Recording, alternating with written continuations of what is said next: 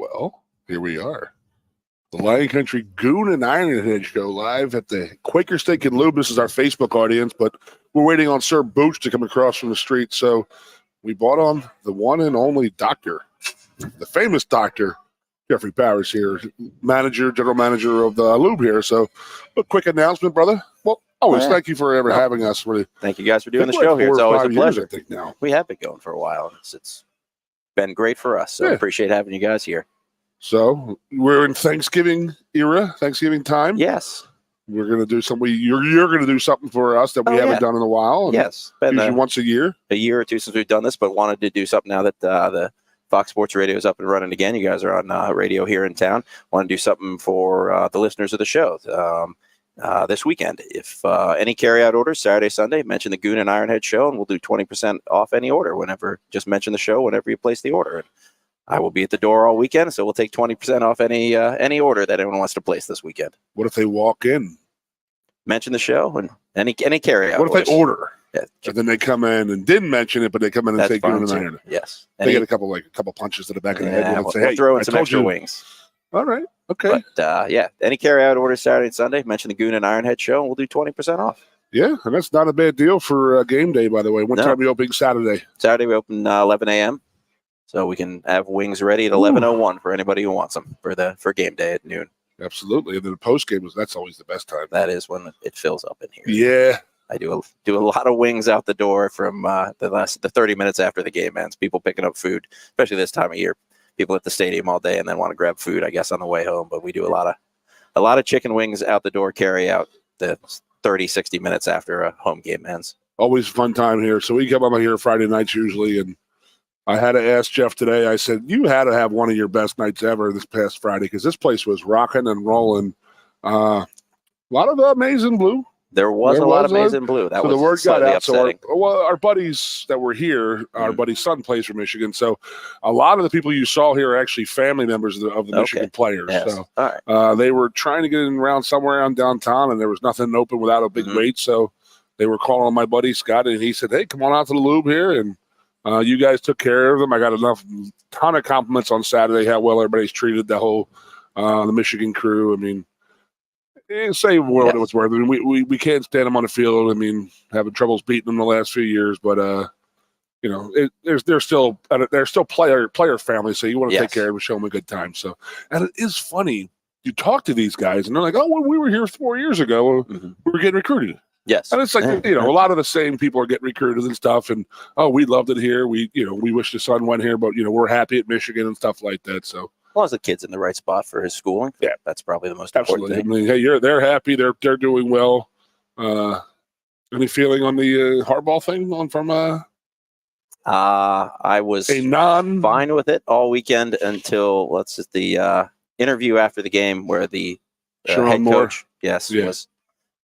Yeah, his comments after the game I found slightly. I have to love you. Yes, the tears flowing was a bit much for me. So I don't know. Did you see Blake Corum when we was talking to Blake Corum post game and they showed him and he had his saw it, but I did not hear it. Cut up eyes and he had his nose thing or whatever, but he had a smashed up the face mask comes down and he had an eyeball scratch. Yes. Then somebody said Michigan released a picture like, wow, we did this and stuff like that. Just coming out of a dogfight, which obviously they did. But it looked like they added some blood to it. I don't know if that was true because when they interviewed him, he definitely had the bandages on his face, and you could definitely see that it was a fresh cut. And then after the game, they released a picture of he left it all on the field and stuff like that. I bet there was blood running down his face and a little bit of a pro wrestling throwback right there. Yeah. They added some. Now color. I have to ask this question, Doctor. I'm not a big fan of Ric Flair being such a Michigan guy. Oh, that is troublesome to me. Ric Flair is a big Michigan man.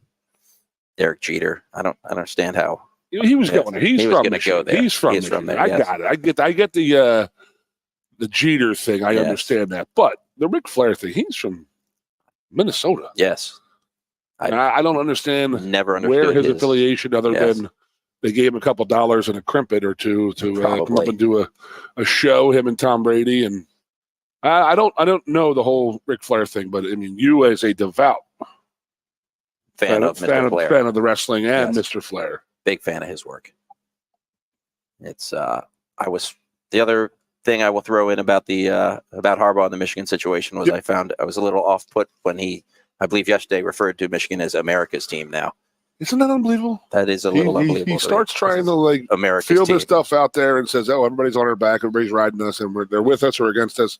We are America's team." So after I threw up and cleaned it up off the ground, he started to continue his press conference. Didn't know how to say that, but I had the same reaction. My Lord. So do you want to repeat one more time what you got going this weekend? And just appreciate Dr. Booch is back. Appreciate having you guys back here in the store and back on the radio. Like I said, all day Saturday, all day Sunday. Mention the Goon and Ironhead show, and you get 20% off any carryout order. Perfect. So thank you guys very much. Great to have you back. Thank you, Dr. Powers. We very much appreciated that. Continued success here at the Lube. One more home weekend, and then we get into the Thanksgiving week. We don't have a TV show no more, so we don't have the deep fried turkey. Maybe I don't even know why I need to be here. Frankly. Dr. Powers, I don't have to be here. Yeah. Powers just sat there trying to talk about Ric Flair. He's throwing chops out there. People. That's brutal, by the way. That's terrible. It breaks my heart. Likewise. Like we said, Jeter is a Michigan guy, so we understand where he's. Although, nobody does the braggadocious quasi-villain quite like Ric Flair, and you could see why he gravitates to Harbaugh, right? So if Pat Kraft got in and said, "Listen, what do they pay you?" Psychopath to a feather. We can get into that, Jeff. I mean, Booch, if you want. About what are you? You're still convinced of it? Oh, well, look. Now they're America's team. Now he's just taking monikers. I'm just saying that if you go back and watch a lot of footage of Jim Harbaugh's press conferences, and I'm talking all the way back, you want to come look me in the eye and tell me you don't at least entertain the possibility the man is a closet serial killer? I don't know what to tell you. He started talking about milk a couple of years ago and never eat chicken. And there's always more than a couple of screws loose up there. Did you see the footage of Jim Harbaugh in the audience of the Judge Judy show? I did. I have seen that in the past. It's no shock that Mike Ditka couldn't stand that guy, right? Can you imagine him and Mike Ditka screaming at each other on the sidelines? Two prima donnas. Used to see it all the time. Oof. And back when he was the Bears starting quarterback. I forgot about the court show thing. He was just sitting there. He was still in the NFL at that point, right? He looked pretty young. Yeah. He was just out there in L.A. to say, God what? Knows. They're filming Judge Judy out here. I better pull over here and try and get on the show. He was probably like, I was out here to hide a body, and there was an intern on the sidewalk offering free tickets, and here I am. Now, with that said, I don't know if I ever told you this dirty laundry about the 93, 94 and the 95 football team. Okay. We start practice at, we have to be at meetings at like 2:45, 2:50, so we get down. So at 1 o'clock, Days of Our Lives is on. And literally at like 1:59, when the hourglass runs out, we're all sprinting to the locker room. I mean, I'm talking like. You are kidding me. I'm literally talking 75% of the team is watching Days. And we get to the locker room, and you are like not lying to you. Yeah. I have document. I mean, I will bring fellas on here, and they'd be like, "Oh yeah," and we'd be sitting there in the locker room getting ready to go play Ohio State in 3 days, and we're talking about John Black and Victor Caracas or whoever from the Days of Our Lives. It's just okay. Look, this is way God. More enjoyable than talking about that game on Saturday. Maybe we should do that. Let me dig into this a little bit more. We should do that. We should just get some people I can make up some crazy questions. And when you do the Letterman interview for the Blue White Player show, I could ask them some Brandon, Days of Our Lives. What were you and Goon doing in that basement of the fraternity house till 4 a.m. in one night, punching each other in the face? Yes, and I'd love to see his reaction. He'd be like, or he'd be like, Marco. So when John Black and the Doctor got together in 1993 on Days of Our Lives, what did you think about that? Yeah, I want to dig into this a little bit more. You're listening to the Lion Country Kia Goon and Ironhead show. By the way, I did good. I did it all on my own. I feel so proud of myself right now. You did. You did very, very well. Yes, you did not turn into Garth Elgar when Wayne left the set. No, it's not like the scene in Scanners where the guy's head exploded. Very good. Okay, so we're live here at Quaker Steak and Lube in State College, where Saturday and Sunday you can call in for your carryout order and get 20% off just by mentioning the Goon and Ironhead show. We're live on 98.7 The Fox here in Happy Valley. Goon, all right, I got to ask you, since you brought it up, how does this originate? The Days of Our Lives? So, the way I became aware of soap operas as a kid. Grandmoms. Correct. You'd Yeah. be sick. You'd be home for the day. And, Yeah. You know. My mother and father were not in the. They were. Excuse me. Did your grandmother or mother call them the stories? Absolutely. Stories. Where did that come I'm from? watching my stories. Even my wife's grandmother used to call them her stories. And my grandmother, and I'm like, okay, well, you're in the farthest part of eastern Pennsylvania and the farthest part of northwest Pennsylvania. Where does the word stories come from? I don't know. But You know what my parents were? I'm watching my stories. Watching my stories. Yeah. It's unbelievable. But so my parents were like more into the Morton Downey Jr. crazy, insane stuff at like 3 or 4 in the afternoon. Okay. Like that's what we were into. So like my parents didn't watch my sick day. Yeah. Was double Hogan's Heroes followed by some McHale's Navy. Price is Right at noon. Price is Right. You get a little Family Feud with Dickie Dawson, and you try to make it over under how many kisses he actually gives. So you think if it's like 2 women teams, He was like a real dog. going that through guy. like he's literally like can you please stop like mauling my grandma? Is there any chance you could stop doing that, Mr. Dawson, please? I mean, but it does work its way back into Hogan's Heroes. Okay. Richard Dawson, little known fact, was in Hogan's Heroes. He was the English guy. True, I'm not lying to you. You're giving me that look like you think I'm lying. English print, like the guy who was on the show all the time? Yeah. That's right. That was Dickie Dawson. Before the Running Man. Yeah. I mean, God, it's been a long time since I've seen that show. By the way, did you ever think about that? Like, you could not make that show today. Like, what was the pitch meeting? The only reason, we're you going know to do why? I know the story. a half-hour sitcom, and it's going to be about a German camp. Yeah, bumbling Nazi prison guards. I know. It'd be great. I know we'll the put stories. it on at 8:00. The kids will love it. Other than Colonel Hogan being a complete sex addict scumbag. Oh yes. Yeah. Bob Crane. Schultz and Klink. Yeah.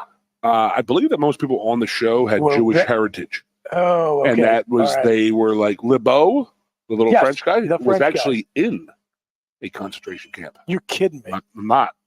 And a couple of the guys, they were fighting in World War II against them. And I forget Klink's real name, Werner or something, and Schultz. Yeah. But they said they would never do a scene which glorified the Germans. Sure. So they were always that show definitely did not idiots. do that. Yeah. Yep. So they made them off as that. But I mean, yeah, imagine how does he get that like get into a second meeting? Like, hey, we're going to do a movie, a TV show about a World War II German POW camp. Do not dodge the question. How do a whole 100 scholarship football players find themselves rushing back to your dorms and apartments to watch Days of Our Lives? You said? Okay. Yep. Absolutely was Days of Our Lives for sure. All right. So walk me through that. I don't know. I think it was 93 it started because that was really the starting time of I got to see if we have comments on here. So no, there's nothing. How do you know? There we go, Alan Weiser. Oh, okay. No, we do have one. Sorry. Sean Black ended up being Roman Brady. What's that? I don't know, man. You're on the Days of Our Lives stuff. You're on the yeah. I don't know. Alan, I'm not a big Days of Our Lives guy. So just talk me through how the football team was. Started in '93. This is when Excellent you had like 2, like if like my last year in '95, I had 2 classes. I had 4 credits. Sure, my whole semester of my senior year. Yep. So in '93, it started with Pickett and Malinowski as the offensive line older guys. And they only had like 1 class, so they would just be, I don't know how it happened. We just started watching Days of Our Lives, and it turned into a couple more guys, and then it turned into I'm literally saying 40 or 50 guys in the locker room, like putting. Like this, just imagine putting your knee pads in your football pants, and then followed by your thigh pad. Then you got to work your belt through. But you're sitting there, and you're doing this, and you're sitting out in the locker room, and the locker room is probably as big as this, the Lube right here, with lockers around, and you'd be sitting there screaming like, "I can't believe that happened!" And just how it just kept on going. I mean, there'd be 70 guys talking and laughing about it. They brilliantly kept you hooked in with those every day. Cliffhangers. It took like 2.5 years before we're like, okay, nothing has changed. But it finally got to the point. I think Hardings was like, "Listen, I'm not watching this anymore. Nothing changes. This is 2 years now," and they're still like have a hidden love. And do you know why they're called soap operas?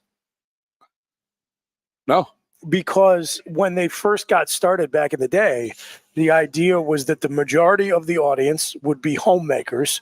And so the big sponsor was detergent companies. Sure. Laundry. Yeah, exactly. So that's that, operas, obviously, just from all the drama, and soap because they were sponsored by detergent companies back in the 50s, I guess. I mean, you can I definitely bet see if you go to the Museum of Television History and you dig up some of those Days of Our Lives episodes from the 50s, it's the exact same plot lines that you guys were watching in the mid-90s. Absolutely. And then you might be a few of the same add in the actors. fact that Jennifer Aniston's dad, a Penn State grad, was on one of them. Penn State must. I don't know how you would get this stat. Elias could probably come up with it. Penn State has got to lead the world, the planet, in famous people's people related to famous people as alumni. If you are the brother or aunt or mom or dad of a famous person, you probably went to Penn State. Like Hillary Clinton's brother and dad, Mark Cuban's brother went here. I don't know that. Yeah, I mean there are tons. So it's like the Phillies. The Phillies have always had the brother, the useless brother. They have Mike Maddox. Yes. They have Jeremy Giambi. I think they had Don Maddox, or not Don. They had Joe DiMaggio's brother. It's not just the Phillies. The Sixers had Harvey Grant. The Eagles Harvey, had not Horace. Clay Matthews' brother, Casey Matthews. Remember him? Philadelphia is the city of crappy sports brothers. The whole city. I'm sure there was some crappy hockey brother who played for the Flyers. Must have been. In the Sutters, there was like 19 of them in the NHL all one the time. Sutters every were good. team, There was no every crappy team had a Sutter. brother. Yeah, they were all good. Anything to talk about this freaking game this past Saturday, huh? We're literally talking about Richard Dawson, Hogan's Heroes, soap operas, 20% off of chicken wings and to-go orders here at the Lube. Here at Quaker Steak and Lube. We got 4 minutes to the break. Do you want to? Sure. Do you want to put it off until we come back from the break, or do you want to break the seal right now? You give me a review of last night's Players Show, then. You watched it. You were there. Just give me a quick synopsis of what you thought. I thought it was shout out to everybody every Monday night at 6 p.m. live at the Penn State 19th hole at the Penn State golf courses. You can catch the Blue and White Players Show presented by Sioka Dealerships with Aeneas Hawkins and my running mate here today, Keith Goon Conlon, giving you the old school, new school, same school perspective, talking to coaches and players. And last night, you guys had Mike Rhodes on, which I was really excited to hear from Coach Rhodes because actually I'm a long-suffering basketball season ticket holder. Correct. And we split our tickets. We're both going up. tonight. Yeah, we split our tickets up with another couple because with all the sports and stuff our daughter does, there's no way we would go to all the games. So this is going to be my first time seeing the team tonight. Yep. Should be a big W. Yeah. Playing St. Francis. What I loved about the show last night? What's that? Is Mike telling the story of him saying, my daughter's going to be a senior in high school. My son's going to be a freshman in high school. Why would I want to leave Richmond, Virginia? They're in a beautiful place down there in VCU. He'd been in that area for 24 years. He's been down there for a long time. He had a little break off. He went down to Rice for a couple of years. So I lived down there the exact same time he did. So I have actually followed Mike's career, him being a local guy in the coal region and stuff like that. So I knew enough people who knew each other. What do you got here? We're getting comments on the live stream. Apparently, John Black, not the one who writes the Penn State football letter, but John and Doc are Marlena married in real life. Doc Evans are still married. There's no way that's in real life, or is that the show? I don't know. I don't even know who these people are. I gotta find that out. John Black, I know, is the guy who retired from writing the Penn State football. John Black, letter. He talks like this, Doc. Where are my wings at, Doc? So followed Rhodes. Talking to him last night about the time when he was I said, what made you want to leave Richmond? And he goes, I didn't want to. Yeah. I didn't want to leave Richmond. He goes, my daughter was going to be a senior in high school. My son was going to be a freshman in high school next year.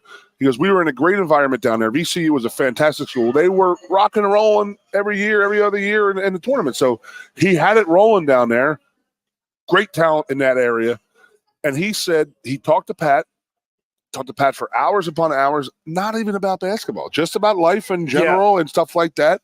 And he said, By the way, it's the show. They're married on the show, not in real life. Okay, so they're still around. They're still. Thanks, Carol.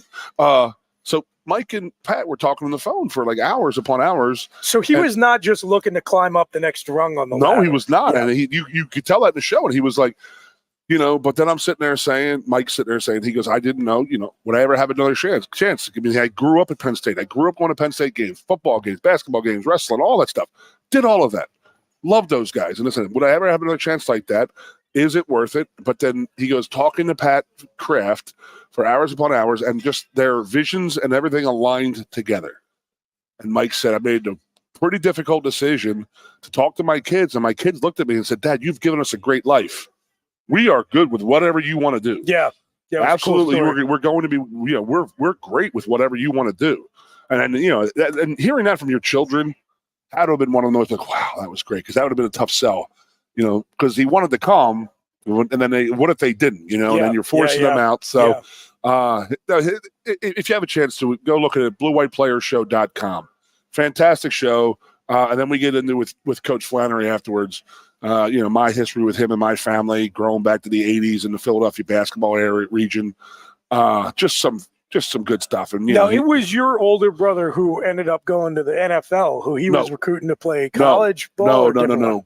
Flannery was a basketball coach at Drexel, and then at times he was at William and Mary. So he was recruiting my brother Craig, who played at LaSalle. Oh, okay, all right. So he was a 1,000-point scorer, 1,000 rebound guy at LaSalle. So you remember the name Lionel Simmons? Rough. That was great. Drexel lost out on him to LaSalle. Huh? Yeah, LaSalle was legit there. They went to 3 and 4.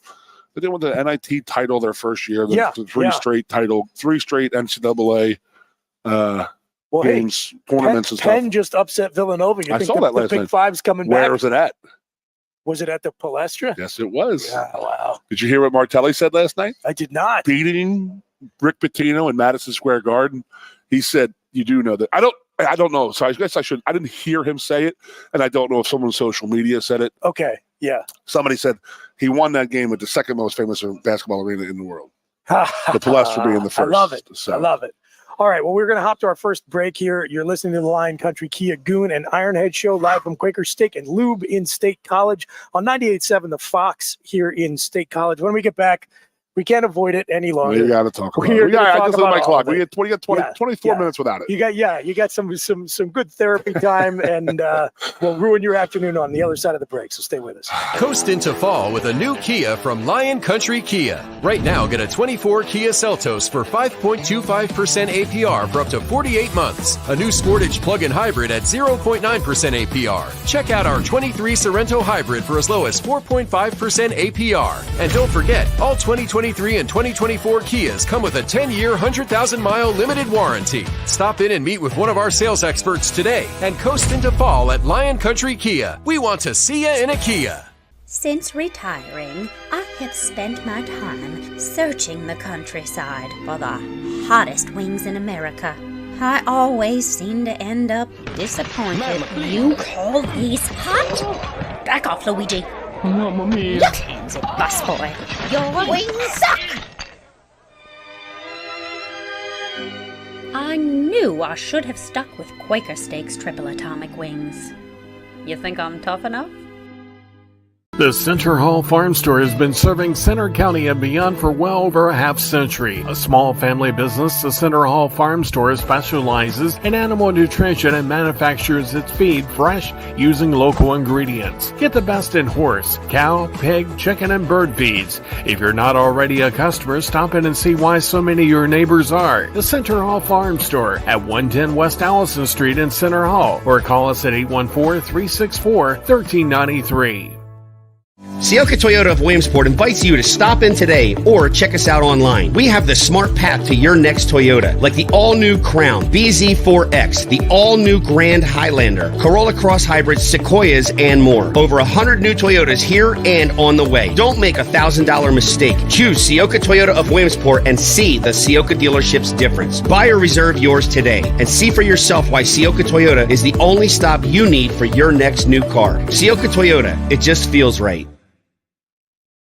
Ready to be part of something bigger? Come pave the road to success at Glen Baker and discover a career where your hard work and determination can build a bigger, better future. Our team believes we can build a stronger future together. Join us at Glen Baker, where we value teamwork on the field and on the job. Go to GOHcareers.com to apply. GOHcareers.com. And best of luck to all the Center County sports teams all season long from everyone at Glen Baker. The Goon and Ironhead.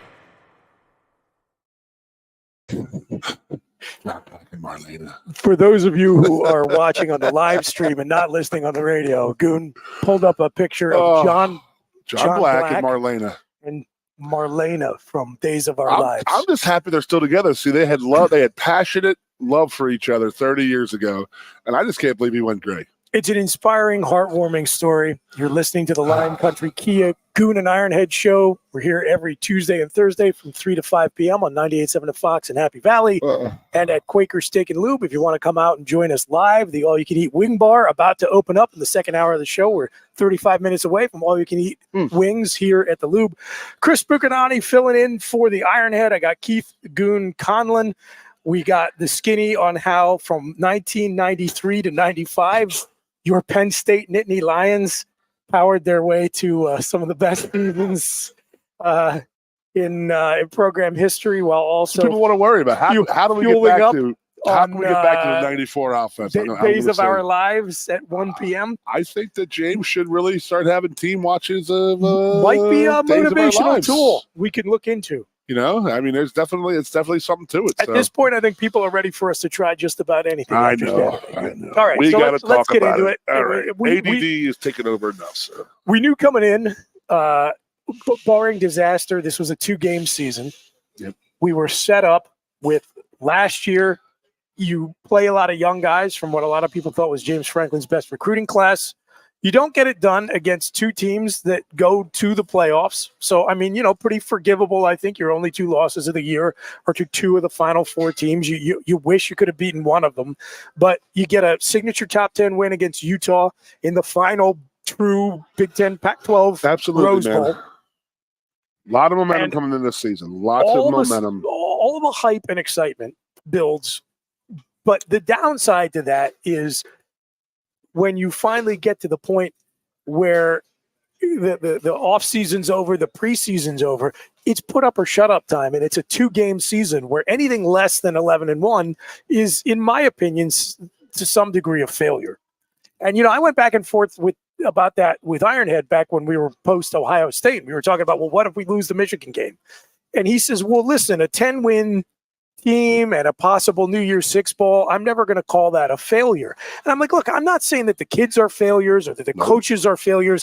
I'm saying you went into this season with the reasonable and realistic goal of being at minimum 11-1, of winning a conference championship game, of being able to get out of the 4-team playoff era, not institutionalized in history forever as the team that got the closest yet was always the bridesmaid. And if you didn't do it, what else do you call it? You either, try or do or do not. There is no try. You either did it or you didn't. And if you didn't, on that count, you fail. And so, that sucks. Like, that's history forever now, man. Was the year that Ohio State was down, that they were ripe for the picking. Michigan is Michigan. They hadn't played anybody this year. So they're going into our game this past weekend having played nobody, having never been challenged. Obviously, they were wearing teams out. Is what they did. Is everybody that got put in their path, they just absolutely rocked and rolled. So, we go through. I had that feeling like, okay, Ohio State is.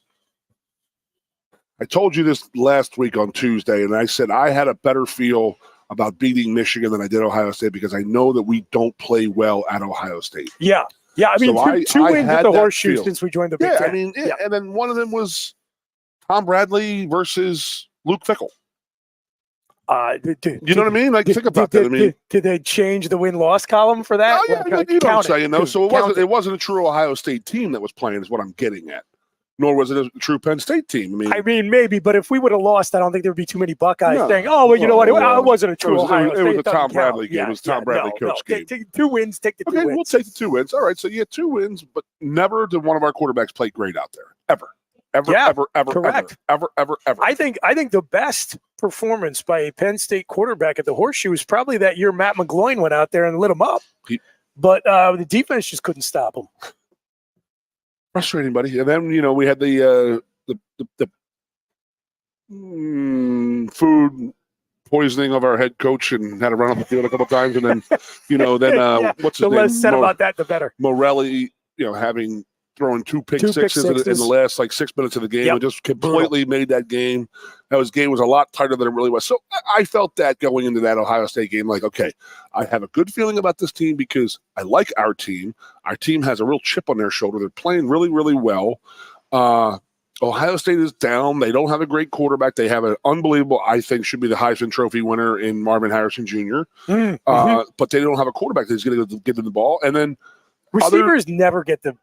They don't get the love. Yeah, they don't get much love. Larry Fitzgerald should have won it too. As much as it pains me to say that about a pick guy, he was the best player in college football that year. But then you get out to our defense, and they didn't have in their defense. They didn't have that guy who stood out and was like, wow, that guy's a stud. Yep. I mean, they had the one defenseman, the Simone kid. He was literally eating our lunch for 3 straight years now. Yep. They were without Denzel Burke. They didn't have the running back, so I was like, okay, you know what? I feel pretty good about going out to Ohio State and doing this, but if you put me down, I said I have a better feeling about beating Michigan. And even though Michigan was beat the living crap out of Ohio State last year, they had so much crap going on in their heads last week with the whole Harbaugh suspension thing. They hadn't played anybody. And I figured, you know what set Ohio State aside from us this season was they had a big game versus Notre Dame. We had not played a big game yet.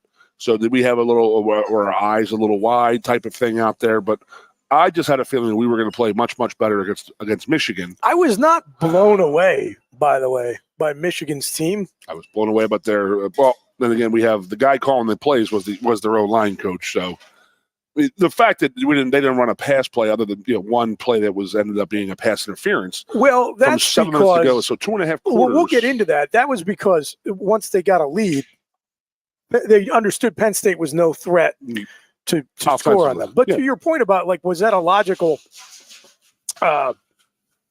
train of thought going into the game? Yes, it was, and I'm not even sure you were wrong. Just like we're going to talk about the termination of Mike Yurcich here in a little bit. Going back, that was not a bad hire. Okay, I mean, James Franklin went out and aggressively went after one of the most highly thought of offensive coordinators in the country. So I don't know. I mean, you weren't wrong probably to look at Michigan and say, despite all the preseason talk about Penn State's built to beat Ohio State, not Michigan, Penn State actually matched up relatively well against Michigan. And having watched Georgia and Alabama and even some of the teams out west, man, I don't know. It's tough to tell with Florida State because they've not played a whole lot of tough competition either. But having watched Michigan in their first test of the season, I don't know that I don't know that I put them up in that top class. I got you. I mean, if they shut down a run, what it was, I mean, I won't be surprised if Ohio State beats them. The other thing was that I had, and my feeling was that you and I doing a players show for the last 2 years, we have a pretty good feel of these guys, our team. And our guys were very, very adamant about getting to the Rose Bowl last year, how embarrassed they were about how Michigan beat the living crap out of them out there. Yes. Okay, so I had that chip on my shoulder attitude as they did going into this weekend. But, I mean, they can only do so much before, hey, man, they're a Division I program, too. They're number 3 in the country for a reason. Yep. Our defense can only hold up so freaking long before it's finally going to crack and break, So I just had that feeling about our players being, okay, this is 423 yards rushing. It's not going to happen again. It's not going to happen. Well, it didn't. No, it didn't. And you got to give our defense a lot of credit and respect for that. But it's it goes right back to the offense and was like, what are we doing? What are we doing? I mean, we didn't run the ball bad. No. I thought we ran the ball rather well. Yeah. But I mean, if you have a quarterback that's struggling the way Drew was, I mean, were we putting him in a situation where, I mean, our receivers just could not get open? That's the in a nutshell. Is there Ohio State and Michigan, our receivers were not getting open, and somebody's got to make a play for him every once in a while. So why would we not try to put the backup quarterback in, and just try and change up the momentum a little bit. Get a little RPO, a little more aggressive running. Yeah, it's strange they didn't at least try to use that package they showed against Maryland. Yes. What did you do? Why did you show it against Maryland then? Also odd. I mean, you've seen this comment a lot, and I guess we can start getting into the changes made after the game. Odd that you did not see your two best players on offense, or Nick Singleton and Katron Allen. Why do you not find more ways to get them on the field together? Somehow. So okay. So first of all, let's try and organize our thoughts here. The decision to fire Mike Yursich day after the game. You know how I feel about it. I said after the Ohio State game, and I truly meant it. You were Italian. I would have been fine if they left that guy on the tarmac with a bus ticket back to State Because you were Italian, College. but then by Monday you would. No, you know what? You exploded? That is not true. We recorded the podcast, the obligatory podcast. We recorded that Wednesday night, and I said, "You're still there." I said, "I'm saying this now, so everybody knows this is not an explosion of anger." I'm saying it a month later. I would have been if James Franklin came back to State College and said, "I have informed Coach Yursich he's been relieved of his duties," I would have been fine of it. But I said at the time, he's on a one-game tryout for his job now, or he should be, because he was brought here to win 2 games. The other 10, you and I could be the offensive coordinators. We could have done it Correct. J-Pa and Galen Hall style. You call the run plays, I'll call the pass plays. Which and Penn guy's State talking still into the could have won. microphone? We'll both get a microphone. How's that? I always found that funny. Let's not go down that rabbit hole. Anyway, look, you're brought here to win those 2 games. You laid an egg in one.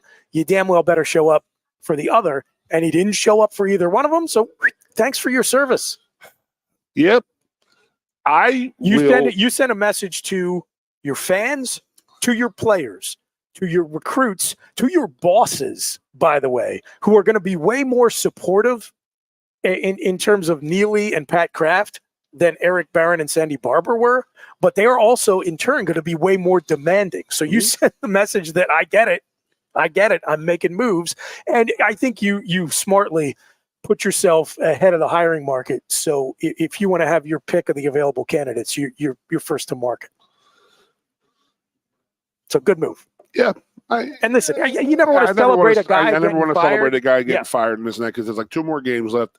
I'm going to tell you right now, I am absolutely petrified for this Saturday. But just to be fair, I don't want to celebrate a guy getting fired when Penn State absolutely beclowned themselves on offense against Ohio State. I don't think Mike Yursich went into Coach Franklin's office and said, "Hey, Coach, sorry I let you down. Here's a check. I'm giving back some of my salary." So, I don't want to celebrate being fired, but you get brought here, you get compensated well to do a job, and if you didn't do it, you know better than anyone. Anyone who plays the game understands it's unforgiving, right? Do you think anybody's coming in, or you think they're going to be okay with who they have in Cider? I Cider all the time. I'm sorry, I apologize. So, and then Ty. I mean, are they going to roll with them through the end of the season? They have to, right? Because they just not Bill O'Brien, the Maryland quarterback that they brought in. They moved him Danny O'Brien. They moved him into a full-time position this week, so they're going to roll with this, and that's good. I'm very, very happy that Cedar and Ty are actually having a chance to make a run at getting this job. I mean, that's a great way to learn. I mean, neither one of those guys can be the next offensive coordinator. I agree, because he has to go out and this and that, but there is a question. How big of a person do you think they're going to get? It better be really big. I mean, they better break the. I think Pat Kraft is ready to write a 7-figure check, and that's the kind of guy you got to get. You got to get somebody have a guy. Now you're going to have to have a guy minimum commands $1.2 million. He's going to have no personality whatsoever, because he's always going to be wrapped around by James Franklin. He's always be overshadowed by that. That's why I love Moorhead and Ricky Ronnie. Those guys were successful in that, because they didn't. I don't think they wanted that. Yeah. Limelight. I don't think Yursich did either. I mean, do you? Okay, there's another question I want to ask you. All right. I mean, we're just throwing the questions back and forth there. We're talking, just for folks who are just joining us, either online or on the radio, we're talking Mike Yursich and the next Penn State offensive coordinator here on the Lion Country Kia Goon and Ironhead show. Do you think that James dabbles too much in our offensive game planning? I don't know. I have heard that thrown around a lot. The accusation that James meddles too much in the game plan, there's this sense that the only coach who was completely left to his own devices when it came to calling plays and game planning was Joe Moorhead. That gets said a lot without ever really being substantiated. I mean, you hear it enough places that I guess there's got to be at least some truth to it, right? Because to me, it just gets. I mean, you're close to the program. You hear things. I hear things, and then there's whatever's out there publicly for anybody to consume. I have heard that from enough different places independently over a long enough period of time without anything concrete that if I was in a court of law, I could point to and say, yes, for sure, this is true. I think that's right. I think James has gotten his fingers into things in a way that, I don't know, seems to have been counterproductive. There was a little video clip of James at the end of that game, and I think it was the 4th down throw when it was just like that was the moment when Jurcic got fired. Did you see that little blip? I did not. It almost looked like he was like, some choice words. There was a moment like in slow motion, and it was like what he's saying, and it was like, okay. There was a moment. If he's acting like that, he obviously didn't have a say in that. Yes. So that leads me to say, was he in? I think in that situation, probably the coach approves the decision to go, which was a mistake, by the way. Oh, we're going to get into that, right? Yeah. We'll talk about that in the second hour. It was a mistake. It was a mistake to go, but I think he probably approves the decision to go and not punt. The offensive coordinator makes the specific play call. There was a moment. It's funny you say that. There was a moment caught on camera on the sidelines in the Cotton Bowl after the 2019 season, where we're playing Memphis and we line up and we needed a yard and we couldn't get it, and the camera just happened to catch James Franklin's facial expression and reaction. And I said afterwards, I was like, you see that right there? That's the moment Matt Limegrover got fired. And I think that you might be right. If that's as you're describing, that might be true. Although there were multiple moments in that game. The swinging gate, 2-point conversion. The one that drives me insane, you're early in the second quarter, you're in a 1-score game. Katron Allen, who was running the ball hard all day, credit to that kid. Reminds me a lot of Tony Hunt, by the way, just with the way he grinds out hard yards. Hell of a compliment never right there, buddy. Absolutely. You're damn right it is. He runs for 9 yards on first down. And then the next play is a bubble screen that loses a yard to Malik Mega, who most people I don't think even realized was on the team. And then you run the quarterback for 1 yard, you punt. Like that, to me, that was the moment where if I was going to say, like, hey, Mike, thanks for your service, don't let the door hit you on the way out, that would have been it. Now, the problem I have with James, and you heard me say it last night on the Players show, and that was, okay, so if you're going to go in there with the Mike Tomlin attitude of like, hey, no matter what, we're going to go for 2 on our first touchdown. Okay? I understand that mindset. Okay, I get it.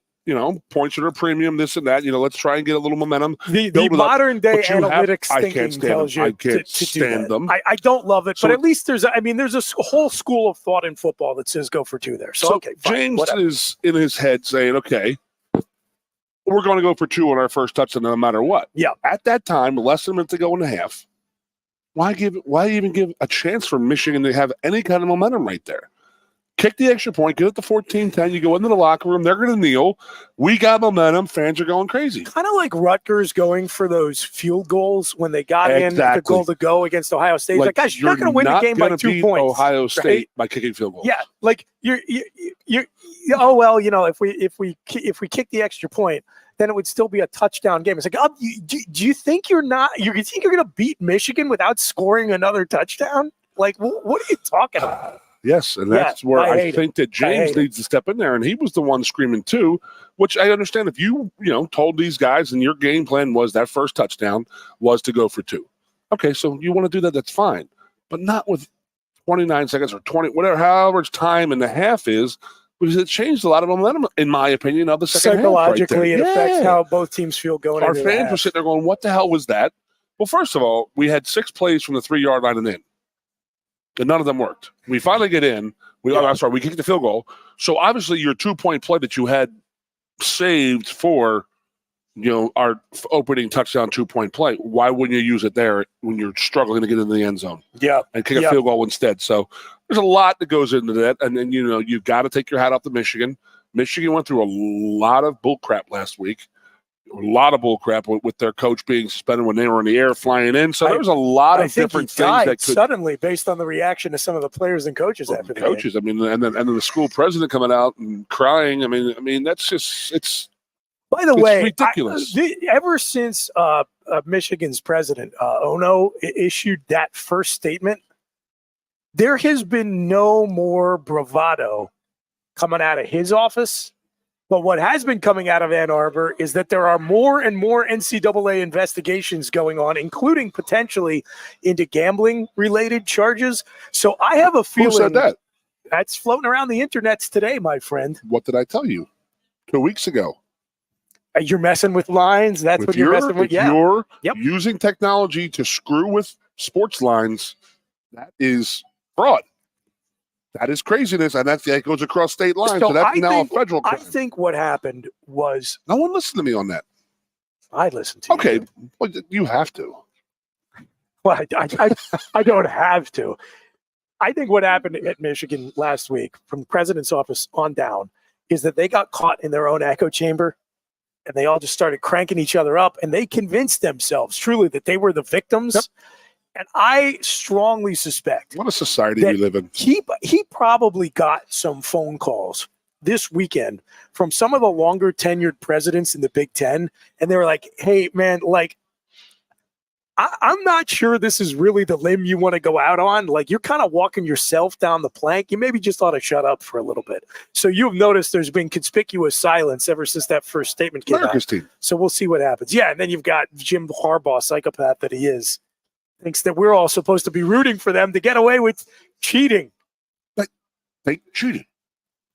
I don't know how. I mean, do you know who I blame for this, by the way? To suspend Jim Harbaugh for the last 3 games, this is the golden calf Michigan program of the Big Ten.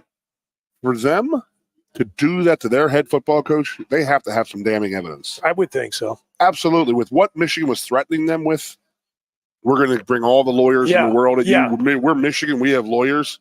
And you're sitting there, you're like, again, what is Rutgers, Northwestern, Maryland, Penn State, Nebraska, Iowa? Every school has lawyers, bud. Well, Every school. And don't forget that we're about to add 4 votes to this conference from teams that also consider themselves to be pretty important. So they're never going to know the real Michigan. Yeah. They'll never know the real Michigan. There's not. Well, you said it 8 months ago. This is Harbaugh's last year. If you look at Michigan's schedule next year, you said he was going before the scandal. The talent who's leaving the team too. Don't forget that. Before this scandal, and these accusations have come out, you had said that he was going to be gone anyway because of how hard that schedule was going to be next year.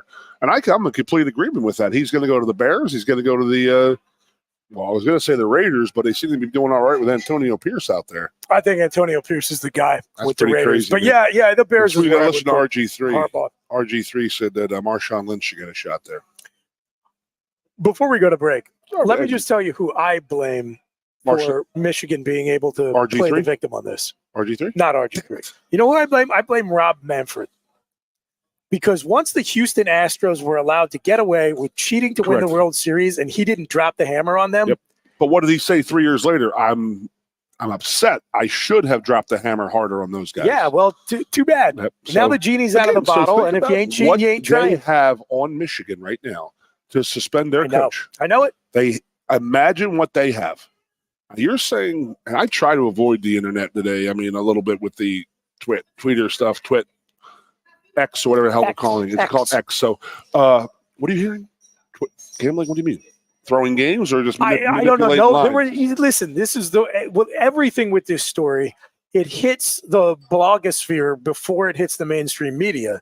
So it's just like vague accusations. I don't even know if they're true, but so far everything that started as a vague accusation with this Michigan story has ended up having legs. And so right now it's circling back to their offensive coordinator Weiss and his computer crimes. That there has been some suggestion, and again, I haven't looked at this for a couple of hours, so who knows what's broken. But there has been some suggestion that they have now expanded the scope of the investigation to beyond, while still including the Connor Stallion stuff, to also maybe look at some, gambling related issues. I don't know if it's true. Internet's rumors, take it with a gigantic, huge rock salt sized grain of salt. Okay, well, I have to ask you this. No one even spoke of this Weiss thing since it happened. That was the most bizarre thing. Well, there's like a federal investigation going on with that. No one says a damn word about it during this. Oh, by the way, yeah, they have this other investigation going on because our offensive coordinator had his computer taken from his office and, by the FBI. Yeah, I've seen it mentioned a few times. I think the problem is, number one, it's not nearly as hilarious as the Connor Stallion stuff, so it doesn't play as well.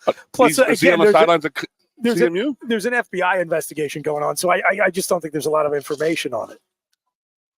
So when you can, if you're making content as a media personality and you're choosing between reporting on a federal investigation you have no information on, or Connor Stallion's vacuum cleaner repair business, like I know which one you're going to use to fill airtime, right? Wow, you went to the vacuum cleaner thing, huh?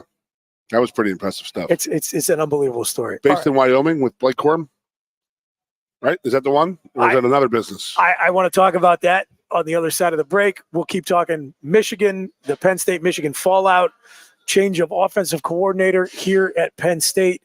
Keep it locked. You are watching online or listening to on the radio on 98.7 The Fox, the Lion Country Kia Goon and Ironhead show. Chris Buchanani and Keith Goon Conlon. We're coming to you live from State College's Quaker Steak and Lube, and we will be right back after this. Coast into fall with a new Kia from Lion Country Kia. Right now, get a 24 Kia Seltos for 5.25% APR for up to 48 months. A new Sportage plug-in hybrid at 0.9% APR. Check out our 23 Sorento hybrid for as low as 4.5% APR. And don't forget, all 2023 and 2024 Kias come with a 10-year, 100,000-mile limited warranty. Stop in and meet with one of our sales experts today and coast into fall at Lion Country Kia. We want to see you in a Kia. Since retiring, I have spent my time searching the countryside for the hottest wings in America. I always seem to end up disappointed. You call these hot? Back off, Luigi. Mamma mia. Your hands it, busboy. Your wings suck! I knew I should have stuck with Quaker Steak's triple atomic wings. You think I'm tough enough? The Center Hall Farm Store has been serving Center County and beyond for well over a half century. A small family business, the Center Hall Farm Store specializes in animal nutrition and manufactures its feed fresh using local ingredients. Get the best in horse, cow, pig, chicken, and bird feeds. If you're not already a customer, stop in and see why so many of your neighbors are. The Center Hall Farm Store at 110 West Allison Street in Center Hall, or call us at 814-364-1393. Sioka Toyota of Williamsport invites you to stop in today or check us out online. We have the smart path to your next Toyota, like the all-new Crown, BZ4X, the all-new Grand Highlander, Corolla Cross Hybrids, Sequoias, and more. Over 100 new Toyotas here and on the way. Don't make a $1,000 mistake. Choose Sioka Toyota of Williamsport and see the Sioka dealership's difference. Buy or reserve yours today and see for yourself why Sioka Toyota is the only stop you need for your next new car. Sioka Toyota, it just feels right. Ready to be part of something bigger? Come pave the road to success at Glen Baker and discover a career where your hard work and determination can build a bigger, better future. Our team believes we can build a stronger future together. Join us at Glen Baker, where we value teamwork on the field and on the job. Go to GOHcareers.com to apply. GOHcareers.com. And best of luck to all the Center County sports teams all season long from everyone at Glen Baker. The Goon and Ironhead. Welcome back, everybody, to the Lion Country Kia Goon and Ironhead show, coming to you live from Quaker Steak and Lube in State College. It's 3:53 in the PM, Goon. You know what that means. We're just 7 minutes away from the all-you-can-eat wing bar opening. We practiced earlier. Actually, we did. Nice. We did. I even ordered some. Don't say it. I'm going to say it. I am going to say it. I ordered some Buckeye barbecue sauce because at this point, I am sorry to say, I think I'm a Buckeye fan next week. But anyway, all you can eat wing bar every Tuesday here at Quaker Steak and Lube, starting at 4 p.m. And a reminder to everybody out there in our listening audience, if you want to get some wings for the Penn State game or for your after-game college football watching or any NFL on Sunday, that's the thing. Quaker Steak and Lube is the place to come place your carry-out order. And if you mention this weekend, all day Saturday and Sunday, the Goon Ironhead show, home football game, 20% off your carry-out order. Friday and Saturday. Here at Quaker Saturday Steak and and Sunday. That's amazing. Numbers on the screen if you're watching us online. If you are listening on the radio, it's 814-237-5823. 814-237-5823. Call the Lube. Place your carry-out order this weekend. Mention the Goon and Ironhead show. Take 20% off. It's that easy. Pick up on your way out of town on Saturday night or on Sunday at lunch. Yeah, good stuff. Go grab some wings before you get on the road after the Sunday. That's the other thing, Butch. Let's talk about this game coming up here. The Rutger game. Yeah, okay. I mean, I am petrified because they're going to come in here with that chip on their shoulder. There's no doubt. You know, Kirk Shirako is going to come in here with a big old. He's going to sit there and say, "Hey, how do you like me now?" type of thing. And then, Schiano being a former coach here, he's going to be trying to put it on James Franklin for sure.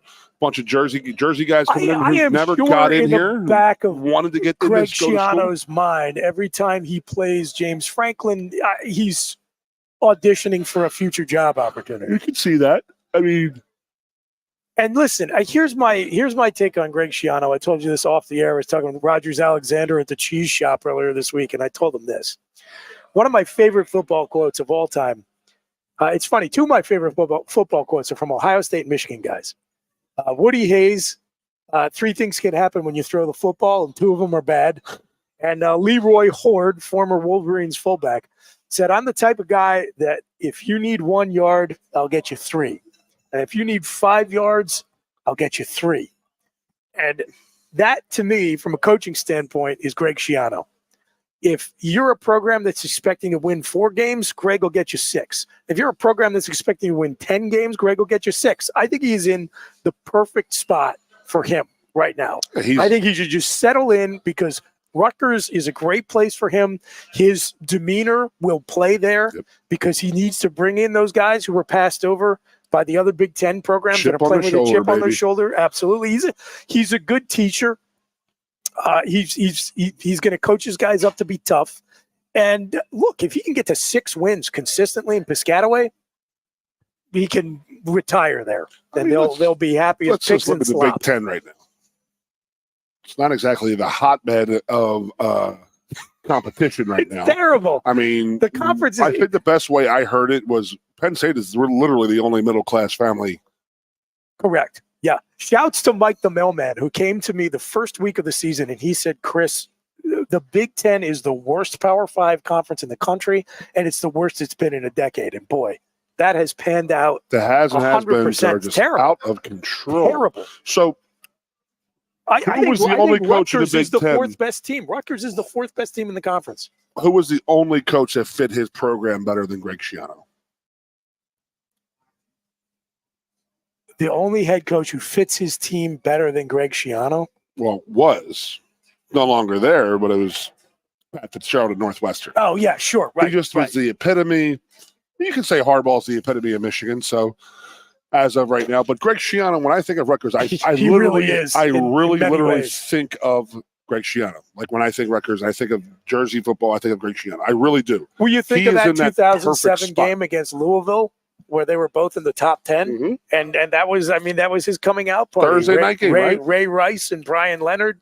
Yeah, it was a Thursday night game. Yeah, That was a absolutely fantastic game. And then, Greg having coached here pre-Big Ten.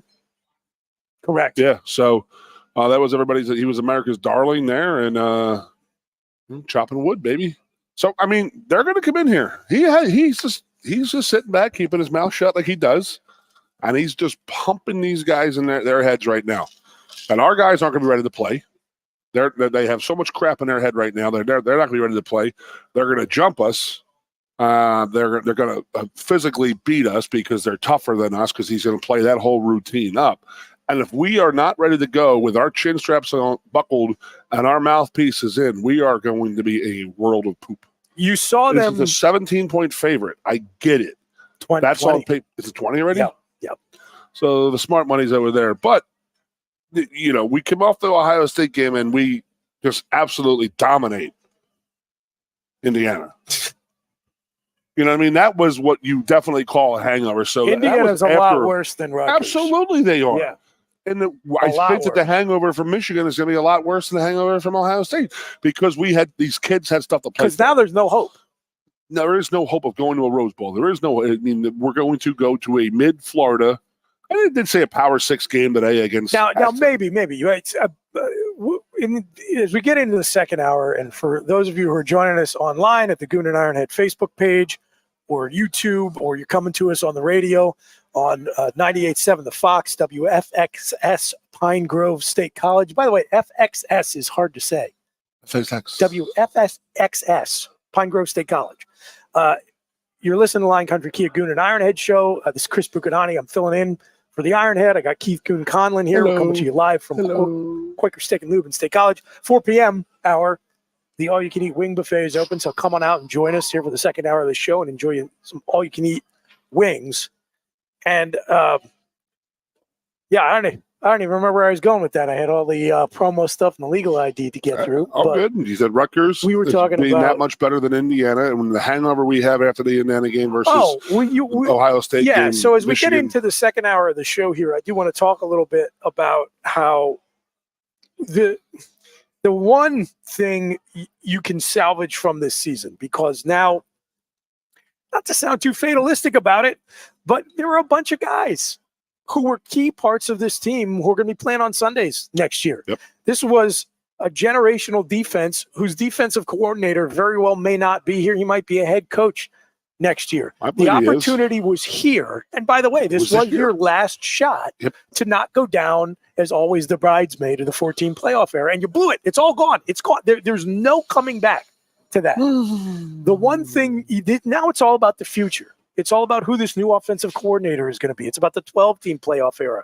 It's about the 18-team Big Ten. And so you want to carry some momentum into that new era.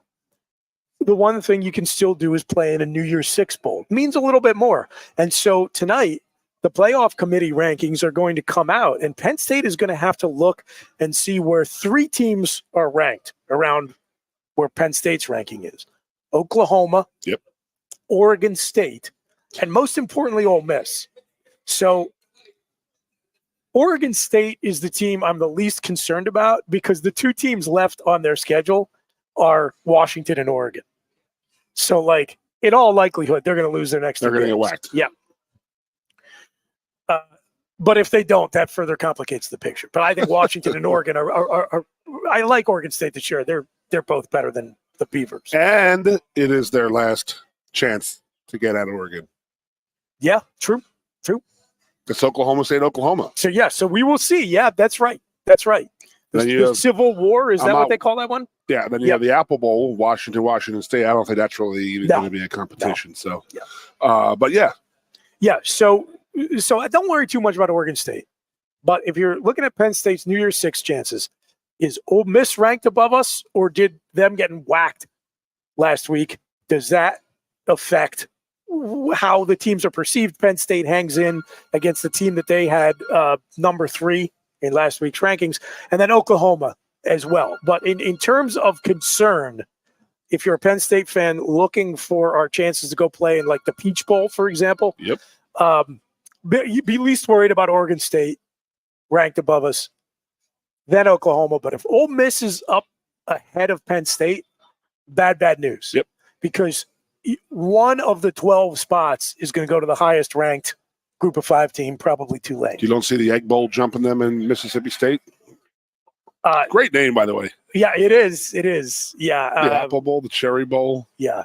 No, I do not. Bedlam. So if Ole Miss is ahead of Penn State, look out. That's a good point. Very good point. I mean, and the SEC coaches are going to take care of their own.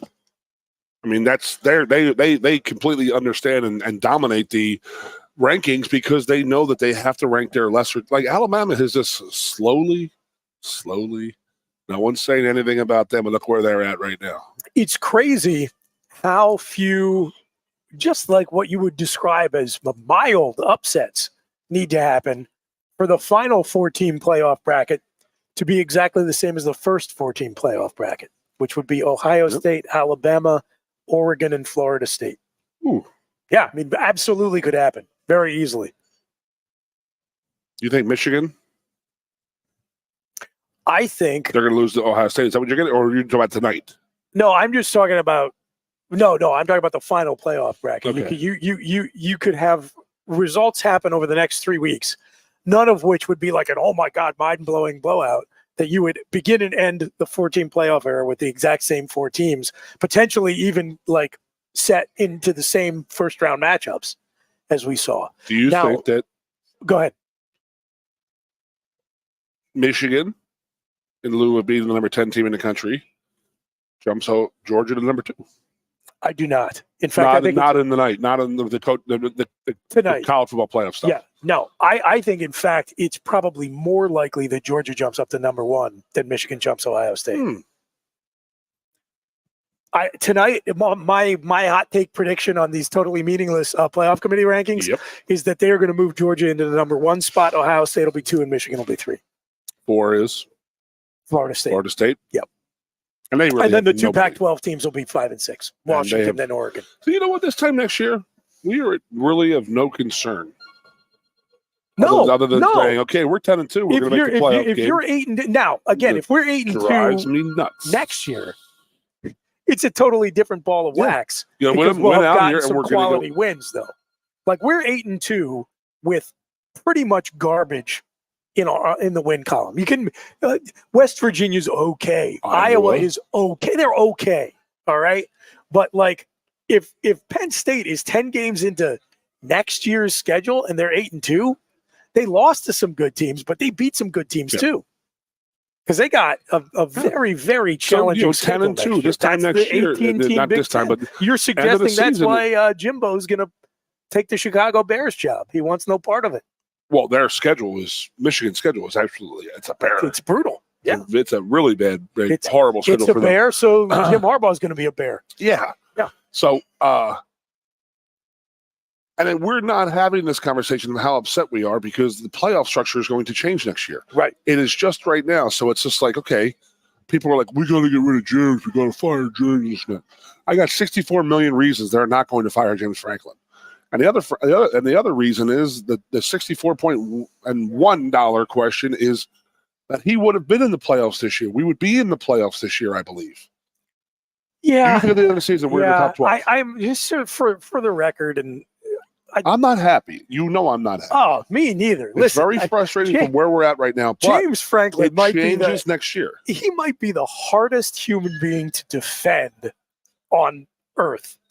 It's certainly in the sport of college football because, look, television, podcast, radio, columns, I'm all over the place. And I have been sticking up for this guy for years and getting clubbed over the head about it. Like Horn and Mailman are at Anti-Fragile downtown last week. And like Horn had somebody just like some stranger come up to him and just like straight up accost him for not being hard enough on Franklin. Kevin Horn not hard enough? Well, he sticks up for him too because, look, you have your criticisms just like I do of any coach, just like I absolutely did of Joe for many years. But at the end of the day, you can criticize a coach for his flaws, and they all got them. I don't know, except maybe Nick Saban, who might be a robot. But, like, it doesn't mean that you want that guy fired. James has done a lot of very, very good things at Penn State. And I have, just because of all the things that we just talked about, the way the paradigm of the sport is about to shift dramatically with an 18-team Big Ten and a 12-team playoff, I think he has more than earned the right to show what he can do. And there is, again, people don't want to hear him make excuses, and I get it. And I completely agree with the criticism of James Franklin. Because there has been a litany of excuses. He likes to make excuses, and he struggles to take accountability. I think that is a very fair criticism. An honest assessment. Yeah, absolutely. But sometimes when he says these things, I think I'm like, James, you know what? What you're saying is valid. It would probably be you're better off not having spoken that in a press conference. But he said this week, and he's not wrong, that he has had 1 year of an administration that is actually prepared to support him in the way that the administrations at every school we are chasing after supports their football program and head coach. Like, if you don't think he talks about alignment, and it's a real thing. If you don't think the alignment isn't there at Georgia, Alabama, Ohio State, Michigan, Michigan, for God's sakes, considers itself a Midwest Ivy League school. And who told you that? And their own president. They did. Their own president goes out and it is acting like they're the victim in this because they are so in lockstep around supporting Jim Harbaugh and the football program. That did not characterize the Eric Barron, Sandy Barber era at Penn State. So he's at 1 year. Let's give him the guy a little breathing room. But at the same time, there were some changes that needed to be made. And so I do not blame him at all, not at all, for hiring Mike Yurcich. That was one of the biggest names on the coordinator market when it was a home run Tom hire. Herman got fired at Texas. Absolute home run hire. He took the big swing. And you know what? When it didn't work out, he made the big boy decision and is ready to move on. Now, because of that, he has got to knock this next hire out of the park. Like, we cannot get the wrong guy this time.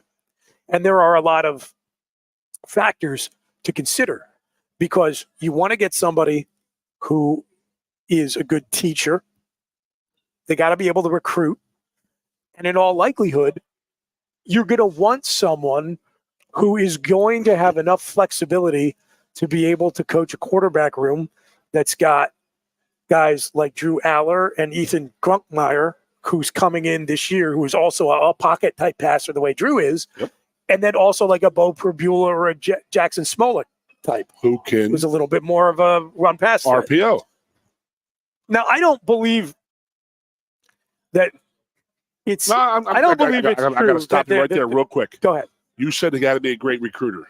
I think recruiting is over, Booch. Recruiting is not over. But state your case. But go ahead. Go ahead.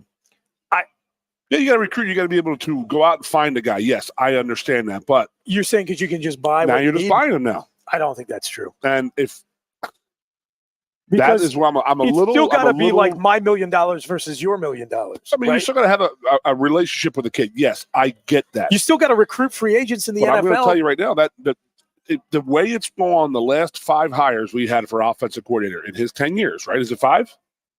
6. The new hire will be the 6th. Okay. Yeah. He is going to come in there and say, James, I need autonomy. It's my show. Yes. As it should be. Do you think James Franklin is willing to give that up? I do. And I think that whether he's willing or not, he'll say it. I think he is going to be told by his new boss that he is going to give it up. Speak to me. Talk to me here. Who's the new boss? Pat Kraft. Is going to say to James. He's going to say, hey, this is how we're going to hire. We're going to pay this guy whatever you want to pay him, but it's his offense. I think that will be made clear explicitly or implicitly. I don't presume to know how Pat does his business other than to say, I don't think Penn State is going to stroke a $1.5 million check, which is what it's going to take to bring in the caliber of offensive coordinator I think we need, and say this guy is here to tinker around with the offense until you decide to take over. Yeah, until Thursday when you can say, I want to do this. Yeah. And I agree with that. But you know what? The old man tinkered with the offense for years. Yeah. You know what I mean? And he would call a play that we hadn't run in 8 weeks, and we'd go out and play it and run it, and it would work and this and that. There's definitely, there are times when James oversteps, I guess you could say, and you can see that his fingerprints are all over the offense and this and that. And to me, as an outsider looking in, the only time I thought the OC had autonomy was Joe Moorhead. Yeah, do we go make another run at him? Does he come back from that? And I got to ask you this. Now, James Franklin's going to be in there and sitting there saying, is this guy after my job? Yes. And he's going to sit there, and the fans might like Moorhead than they like James Franklin. He's going to have to have the same confidence he had when he called up Manny Diaz. You're exactly right. That's an unbelievable call. Good job, Bubba. And Manny had nothing, zero affiliation to this area, to this school, to the Big Ten. Nothing. Good for him. That's a great comment right there, buddy. So what are you thinking? Jimbo Fisher? You can get him on the cheap right now. Did you see? Real quickly, there's no offset in his buyout. Like every one of these countries, even NFL guys, if you go and you take a media job or you take another coaching job, you give back. Not literally give back, but you don't get the full buyout if you take another job. Normally, it's written into your contract. Yes. So But okay, if you're just going to sit at home and do nothing, you're going to get the full buyout. He's due $8 million a year. Yeah. So if he goes and works for Penn State University and they give him $2 million, okay, then he gets $10 million a year. No, he gets $6 million. They offset the difference. No. He has that's Jimbo guaranteed. Fisher's contract, that is what you're describing. That's the way every single one of these contracts is written up, except Jimbo Fisher's, which has no offset. He is due the full, whatever, 70 some odd million, no matter what. No matter what. $26 million, $26,000 a day for 7 years. Yes. Do that. Think about that. Which is more than he got paid for his first job in coaching for a year. And I did say that his buyout. He got paid $20,000 a year in his first job. His buyout is more money than Jameis Winston, who won a Heisman Trophy and a national title for him and at was Florida a number State. one overall pick. More than Jameis Winston has made in the NFL. Career. Correct. Yeah. Ridiculous. So Ridiculous. The people who want to say, well, NFL players should have guaranteed money in this and that, are you willing to go with that? Think about that. It's not basketball. It's not baseball. It's not hockey.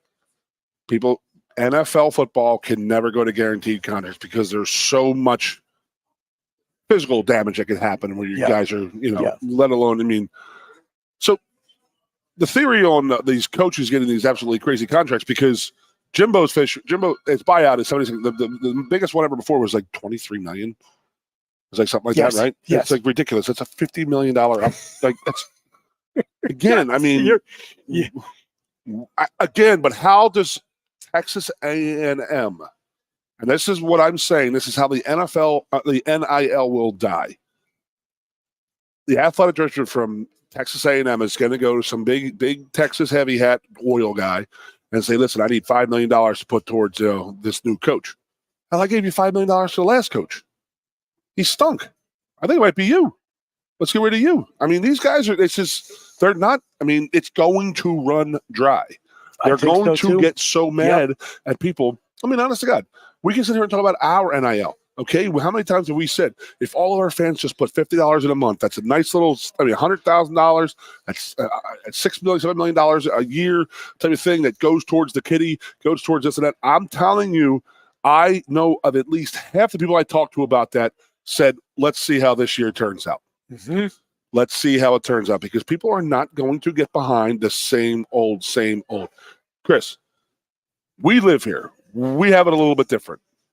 But I'm telling you right now, you come to Penn State for a weekend for that Michigan game as a fan. My Lord, trust me. I know what some of my friends are spending to get here. $2,500 just on your hotel rooms. Yep.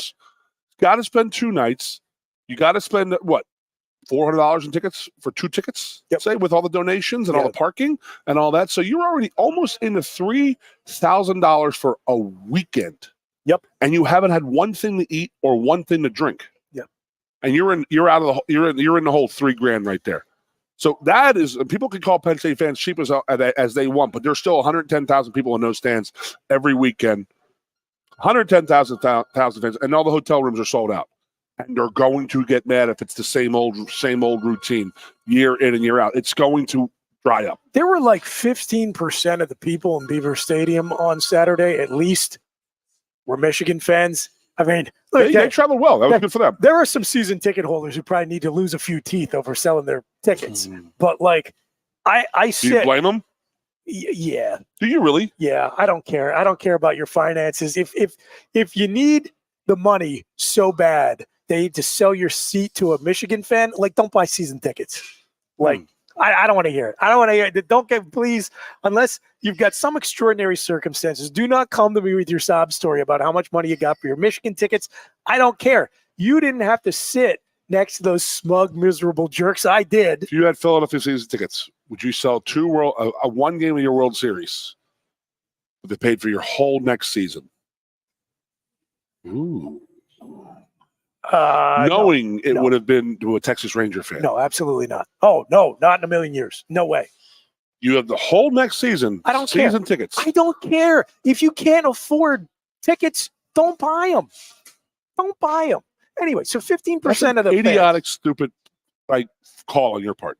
That's fine. You're okay with people. We just said spending $3,000 or $4,000 just to get here before they eat or drink. So you figure, you're talking about Find a a Penn State fan who's willing to pay you that money. Don't put it up on an open market and put enemy fans in our building so that they're all celebrating. This is my whole point. The point I want to make is not about who sold their tickets or not. My point is that we had to sit and watch their fans, thousands of them, celebrating in our building, and that is emasculating. It's infuriating. And then to turn around and point the finger at the fans and say, sorry, you guys didn't do enough. Actually, this is your fault. And you think that's the way that you're going to convince people to open up their checkbooks? Forget about it. Sorry, even if you think that, you can't say it. You know my theory on the NIL. The customer is always right. You know my theory on the NIL. One, from the start, it was bad for Penn State because of where we're at. We're behind it. We're behind the 8 ball. We don't have the infrastructure. We do not have the manufacturing capabilities. We do not have the population density of, now, 17 other Big Ten schools. Oh, yeah. Yeah. Okay. So we are going to talk about potential replacements for Mike Yursich on the other side of the break. Yep. We're going to pay some bills, let you hear from our sponsors. Keep it tuned here to the Lion Country Kia Goon and Ironhead show. You are listening locally here in Happy Valley to 98.7 The Fox. We'll be right back. Coast into fall with a new Kia from Lion Country Kia. Right now, get a 24 Kia Seltos for 5.25% APR for up to 48 months. A new Sportage plug-in hybrid at 0.9% APR. Check out our 23 Sorento hybrid for as low as 4.5% APR. And don't forget, all 2023 and 2024 Kias come with a 10-year, 100,000-mile limited warranty. Stop in and meet with one of our sales experts today and coast into fall at Lion Country Kia. We want to see you in a Kia. Since retiring, I have spent my time searching the countryside for the hottest wings in America. I always seem to end up disappointed. You call these hot? Back off, Luigi. Mamma mia. Look hands it, busboy. Your wings suck! I knew I should have stuck with Quaker Steak's triple atomic wings. You think I'm tough enough? The Center Hall Farm Store has been serving Center County and beyond for well over a half century. A small family business, the Center Hall Farm Store specializes in animal nutrition and manufactures its feed fresh using local ingredients. Get the best in horse, cow, pig, chicken, and bird feeds. If you're not already a customer, stop in and see why so many of your neighbors are. The Center Hall Farm Store at 110 West Allison Street in Center Hall, or call us at 814-364-1393. Sioka Toyota of Williamsport invites you to stop in today or check us out online. We have the smart path to your next Toyota, like the all-new Crown, BZ4X, the all-new Grand Highlander, Corolla Cross Hybrids, Sequoias, and more. Over 100 new Toyotas here and on the way. Don't make a $1,000 mistake. Choose Sioka Toyota of Williamsport and see the Sioka dealership's difference. Buy or reserve yours today and see for yourself why Sioka Toyota is the only stop you need for your next new car. Sioka Toyota, it just feels right. Ready to be part of something bigger? Come pave the road to success at Glen Baker and discover a career where your hard work and determination can build a bigger, better future. Our team believes we can build a stronger future together. Join us at Glen Baker, where we value teamwork on the field and on the job. Go to GOHcareers.com to apply. GOHcareers.com. And best of luck to all the Center County sports teams all season long from everyone at Glen Baker. The Goon and Ironhead. Welcome back, everybody. It's the Lion Country Kia Goon and Ironhead show coming to you live from Quaker Steak and Lube here on the airwaves of 98.7 The Fox in State College. The all-you-can-eat wing bar is open here at the Lube as it is every Tuesday starting at 4 p.m. So come on out and join us for the last what do we got here? 37 minutes we of tested the show. Good batch today. Yes, absolutely.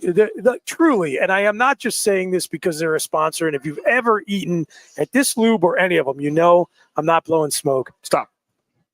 What does every wing buffet do in this country?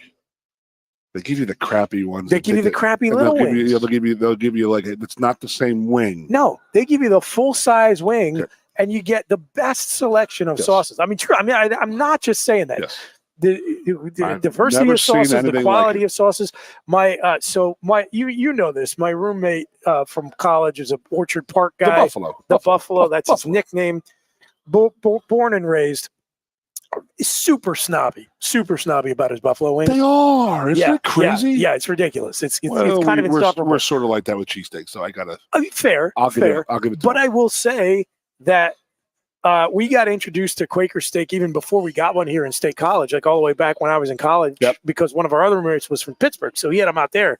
So we would go when we went out to visit him, and even the Buffalo had to admit that is a high quality wing sauce. Well, he's a big Arizona ranch guy. I'm a cheesesteak guy. You know how I am. I'm very, very adamant about my cheesesteaks. Yep. We're now at 11 or 12 places in this area who do good cheesesteaks. Yeah, they do passable cheesesteaks. Exploding. Yes. Yeah, it really is. To the point where we could almost have a cheesesteak fest. What an idea. Yeah. So yeah. All right, let's get back to my theory on the NIL, and that is that, in my opinion, what does it really cost the Big Ten? What does it cost Penn State? And what does it cost the NCAA to get players paid? And the answer is nothing. Nothing. It has been completely passed on to the fan. A $2 billion media deal. Yes, and I'm telling you, exactly. Yeah, exactly. Let's go pick up 4 more teams. But then complain about how our fans aren't paying for the players and other schools are. Meanwhile, Mr. and Mrs. middle class football fan, like, we need you to give us $50 a month, so we can pay the players. Exactly, and then complain all the time that they don't have the money to pay. And I am 1,000,000% behind them. I want to. You and I do enough for the NIL and our players show that we try to get the players as much as we possibly can, and this and that. So I believe in it. Oh, 100%. I believe in it 1,000,000%. But let's watch it. Let's monitor it. Let's make it all a little bit even type of thing. Oh, by the way, almost like a. I gotta mention this. Sorry, this is just it still gets under my skin. Last year when Jordan Addison left Pitt, abandoned Pitt, where he had won the Biletnikoff Award, correct, to go to USC. It was clearly a case where USC just bought him for a year. Yep. I made the comment online, and I stick by this, that I think that kind of thing is bad for the sport. Sure it is. I mean, listen, it's funny to me as a Penn State fan that Pitt's best player got, bought by some big money team back on the West Coast. But I can also acknowledge that the sport is healthier when there are more teams with good players, and it stinks just objectively for Pitt's fan base that there was a guy who was good enough to be recognized as the top wide receiver in the country, and they didn't have a prayer of keeping him in a Pitt uniform because they couldn't afford to. And somebody came at me basically saying, like, oh, well, you're just against NIL. And I was like, Holmes, like, how many NIL checks have you cut? Because I cut plenty of them. Like, you can be supportive of the basic concept and still look at some things and say, man, number one, that stinks for the have-nots. So college football has always been a sport, I'll admit, of have and have-nots. It's getting worse and worse for the have-nots, though, in many respects. Sure it is. And, there are a lot of details, which is where the devil is, as you know, that the execution of NIL at Penn State and everywhere has not been so great. This is not a knock on Penn State, nor is it a knock on anything. It's just the way the business is right now, and it's crazy, and it can't stay like There's a lot of incompetence. There's a lot of wasted money. There's a lot of grifters, frankly. How does somebody in Texas A&M say, okay, I'm ready to get a new coach here. I'm going to give you $5 million more. Yes, I know they have a very, very large endowment, a very large, rich alumni that much more than we do, and this and that. Yes, I know there's safety numbers with Penn State. I get it. But you're going to tell me that you're going to talk to a Texas billionaire and saying, okay, I'm smarter than you. I have this guy I have to get. But the last guy I got that I told you that same story to, he didn't pan out. That's on you, coach. So why don't we start looking for a new coach?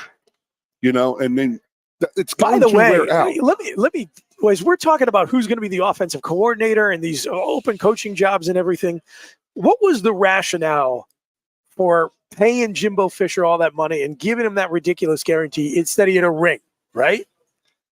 I think you got to be real careful now when you have like a Heisman Trophy caliber quarterback, and that's the only thing a guy hangs his resume on is I have one good season and I have one good quarterback. Like if we're going to be guaranteeing money to people, look, whatever you can say, whatever complaints you can have about Franklin, and in the last hour, we talked about how there's a lot of valid complaints, but at the end of the day, you and I are still on the. We are. Yeah, we're still on the train. We're not going to get anyone better. Yeah, we're not calling for anybody to get fired. No. You can't criticize. You can criticize the guy without wanting him to be fired. At the very least, he had a body of work you could look at Vanderbilt and say, like, clearly the guy has got something going on. Jimbo, man, so much of his market value was based on that one season at Florida State. But when everything fell into place for Jameis. He was not happy at Florida State. Yeah, right. Why in the hell did they give him that guaranteed money? Well, I'll tell you why. Because Florida State, and we run into this at Penn State, and I don't want to get too far down into the weeds. Florida State's a public university. Okay. And so we were talking in the last hour about how the president and athletic director we have now are going to be way more supportive and in alignment with James Franklin and what he wants and needs than the last people who were in those jobs. It was that kind of situation at Florida State.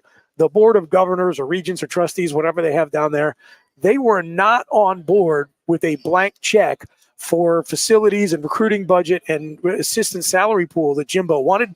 And Texas A&M, obviously, money is no object. So that's what it was. Guarantee? They were butting heads. Why make the guarantee? Because that's what lured him away from Florida State? To lure him away, and that's what his agent. I think he wanted out. Was able, what he did, and his agent, whoever it was, Sexton or whoever it was, managed to convince Texas A&M that he didn't, and he used every ounce of leverage he had, and he got them to give his client the greatest sweetheart deal probably in the history of sports. Puts Bobby Bonilla to shame. What about us going into getting our sanctions when we sent Rodney Erickson in there?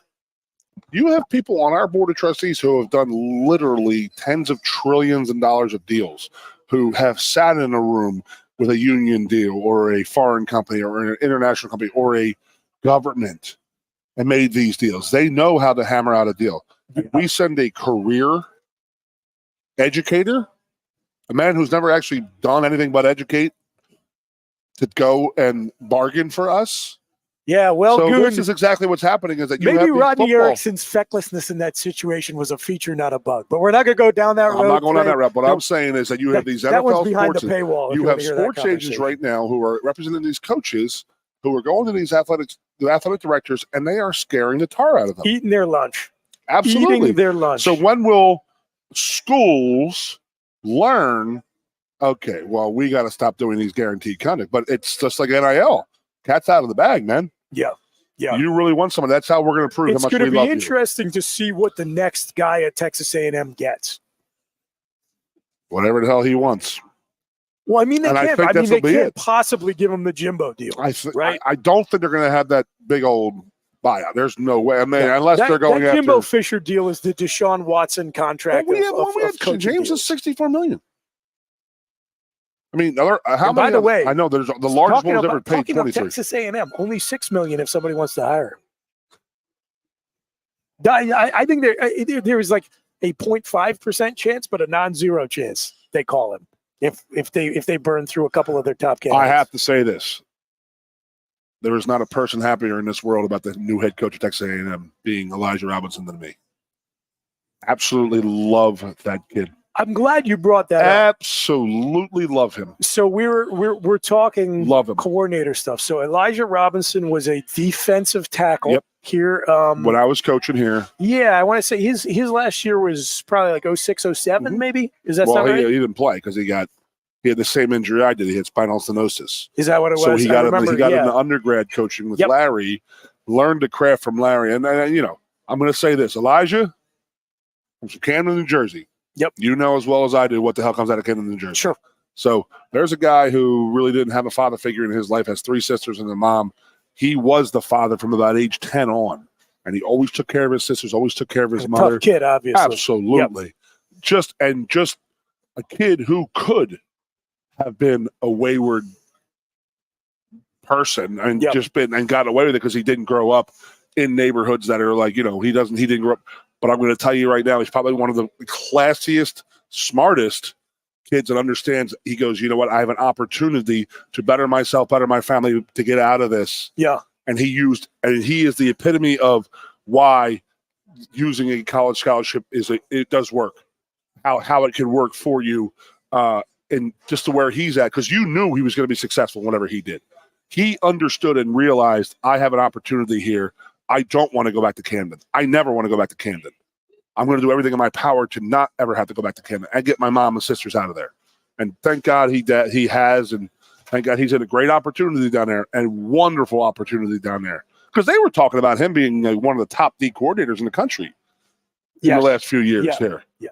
Bottom of the hour, you're listening to the Lion Country Kia Goon and Ironhead Show, coming to you live from State College's Quaker Steak and Lube, where the all-you-can-eat wing bar is open, as it is every Tuesday at 4 p.m.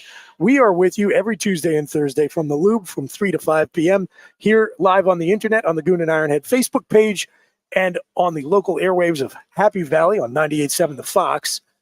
Chris Bucanati filling in for Jeff the Ironhead Byers with Keith Goon Conlon. We were talking about coaching vacancies, and we're talking Elijah Robinson, Penn State alum. Good for you, Started Elijah. out as the D-line coach there at Texas A&M, got the co-defensive coordinator title, I want to say either this offseason or last, because his profile, national profile, was going up very quickly. So that's a way, if you want to keep the coach, you throw him some more money, throw him a job title, and now that Jimbo is gone, Elijah is going to be the guy on the sidelines for the last couple of games for Texas A&M. Yep. So the question is, whenever the new coach comes in, given how highly thought of Elijah Robinson is as a defensive coach and as a recruiter, does he look to do like Bill O'Brien did with some of the coaches on Joe's staff? Does he try to keep Robinson? And if he doesn't, does he immediately jump to the very top of the list if Manny Diaz takes a head coaching job? Well, I think by the way, hilariously,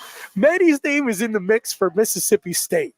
Now, guys, come on. We already saw this movie once where a coordinator comes to Penn State, kills it for 2 years, and takes a Mississippi State job. Like, let's not do that again. They didn't like the northern boy down there. They did not. Now Manny is not southern that. Boy. Yeah, Manny is not that. Well, there's a southern boy. High degree of likelihood. No, but my opinion is about Elijah is he's going to go for the head job. But he's never been a full-time coordinator. I understand. Yeah, I got you. But he's going to try to get the head job at Texas A&M. It's just his try. He won't get it. I understand that, but there's no way he would stay there if he doesn't get the head job then. Just how I feel. Interesting. Okay. You know what I mean? It's like the timing has to work out right, but clearly the guy is going to be a head coach, I think, real soon. But he has to get a coordinator within 3 years. I think he's going to be a head coach. Get the coordinator thing under your belt. If he doesn't get the job, and if Manny leaves, now I would like to see Pat Kraft be willing to break the bank to keep Manny here, but Manny has been very, very open from day one, which I appreciate. Mm-hmm.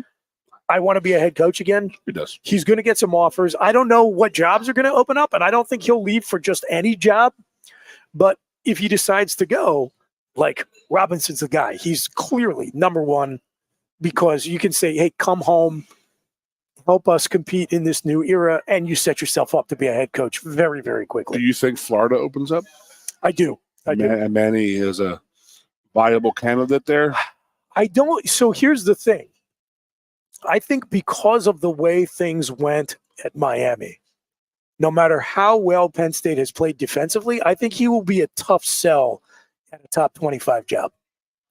I think he is like, a Boston College opens up, an NC State opens up. I'm not saying Boston College necessarily, because I don't think he wants to go further north than central Pennsylvania.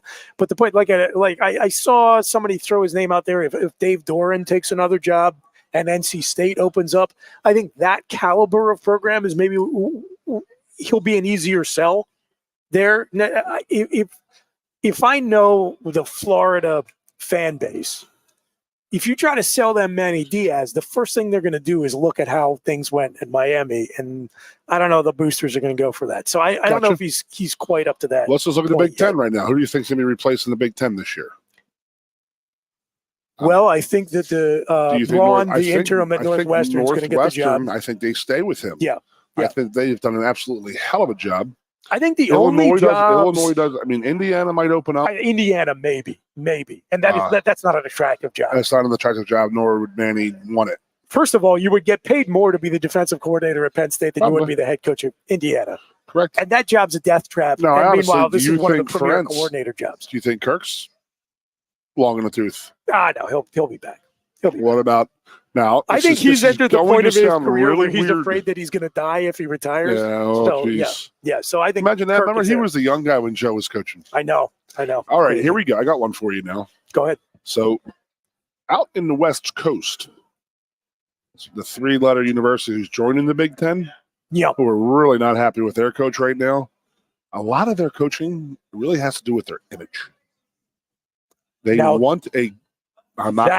Is an interesting. You're talking about UCLA or the other one. It's all about face out there. They love the entertainment value. It's out in LA, USC, or LSU or UCLA. I think UCLA is happy with Chip. Well, I think Lincoln Riley, they're not happy. I think they're not happy with Lincoln Riley, but I think he's not going to get fired. He might take an NFL job if one is offered. But I have heard Chip's done. I heard he's out. He doesn't want to be there, or they're going to get rid of him? No, that they're going to get rid of him. Okay, well, that's Manny's, because I'm telling you how they recruit out there. That's a really interesting. I know this because they were talking about another former Miami head coach. I still wanted Chip Kelly to come to Beaver Stadium and get it from all the Eagles fans, and I don't think we're going to get it. I think he's gone. I do. Hey, I think we do it next year when they come off the plane. Just sit outside and when the plane lands. All Eagle fans in State College should just be out at the airport. You suck, Chip. You stink. You're a bum. It would be amazing. Absolutely. And then, having friends who work for the Eagles and hearing some of the stories about that dude, oh, my Lord, does he deserve everything bad in his life. Well, that's the thing. So, he wears out his welcome, and they have not won a ton. So I'm telling you, Manny could work there. I'm just going through our conference. Well, and so, again, he's a Florida, Southern guy. Yep, South Florida guy. But they always say you hire the opposite of the coach you had previously. So you go from Chip Kelly, the circus offense type of guy, to Manny Diaz, lockdown defense. He's definitely got the face for LA, right? And there's a warm weather personality. It seems like he would be happy out there. This is how I know this. If you're UCLA too, that's talking about would a Florida hire him and they would get pushback. I think that is a program that's at a state right now where they could bring him in and the fans and the boosters would be supportive of it. So yeah, go ahead. No, I know that when Pete Carroll was out at USC, UCLA was looking for that entertainment value type of guy, aka Pretty Boy. Yeah, sure. So the former Miami coach who was there before Manny, good friend of the Goons. Mark Rick? Nope. So before him, actually. Oh.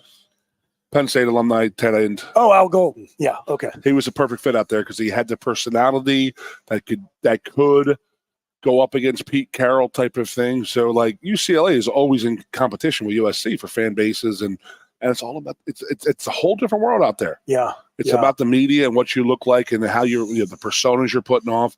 So I think Manny is, he's a young, small, good-looking guy. He could kill it out there. You have synced Manny Diaz up with UCLA, and that is making a ton of sense to me. And again, from what I am reading on the internets, the rumors coming out of the rumors coming out of the UCLA folk out on the West Coast is that Chip's donezo.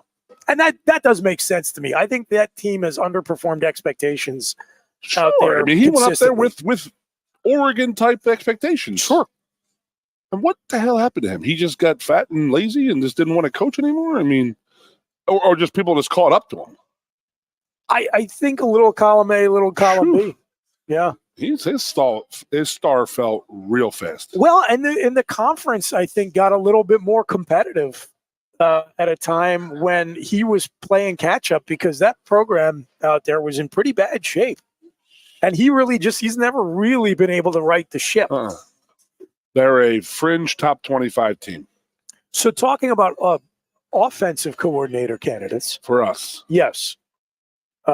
We may be in the market for a defensive coordinator. Somebody fell through the lines of the cracks today, and that was up in Buffalo. So Joe. How does Ken Dorsey? Does he possibly want to come down? I was just going to ask you that. So for folks who don't know what we're talking about, after last night's embarrassing, devastating loss to the Denver Broncos, the Bills this morning fired their offensive coordinator, former Miami Hurricanes quarterback Ken Dorsey. Yep. I remember him coming into Beaver Stadium and ripping us up to open the 2001 season. But Ken Dorsey's packing his bags, and Joe Brady, the architect of the 2019 LSU offense, former Carolina Panthers offensive coordinator, former under Penn Matt State Rule, grad assistant, former Penn State GA, is now.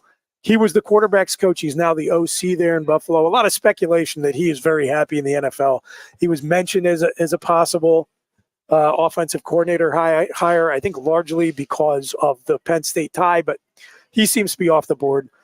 Maybe, I do think NFL experience would be a nice selling point for the new offensive coach. I don't know about Dorsey or not, but he's out there. He's looking for a job. The name that everyone is going to bring up, and I'm no different, is a reunion with our guy, Joe Moorhead.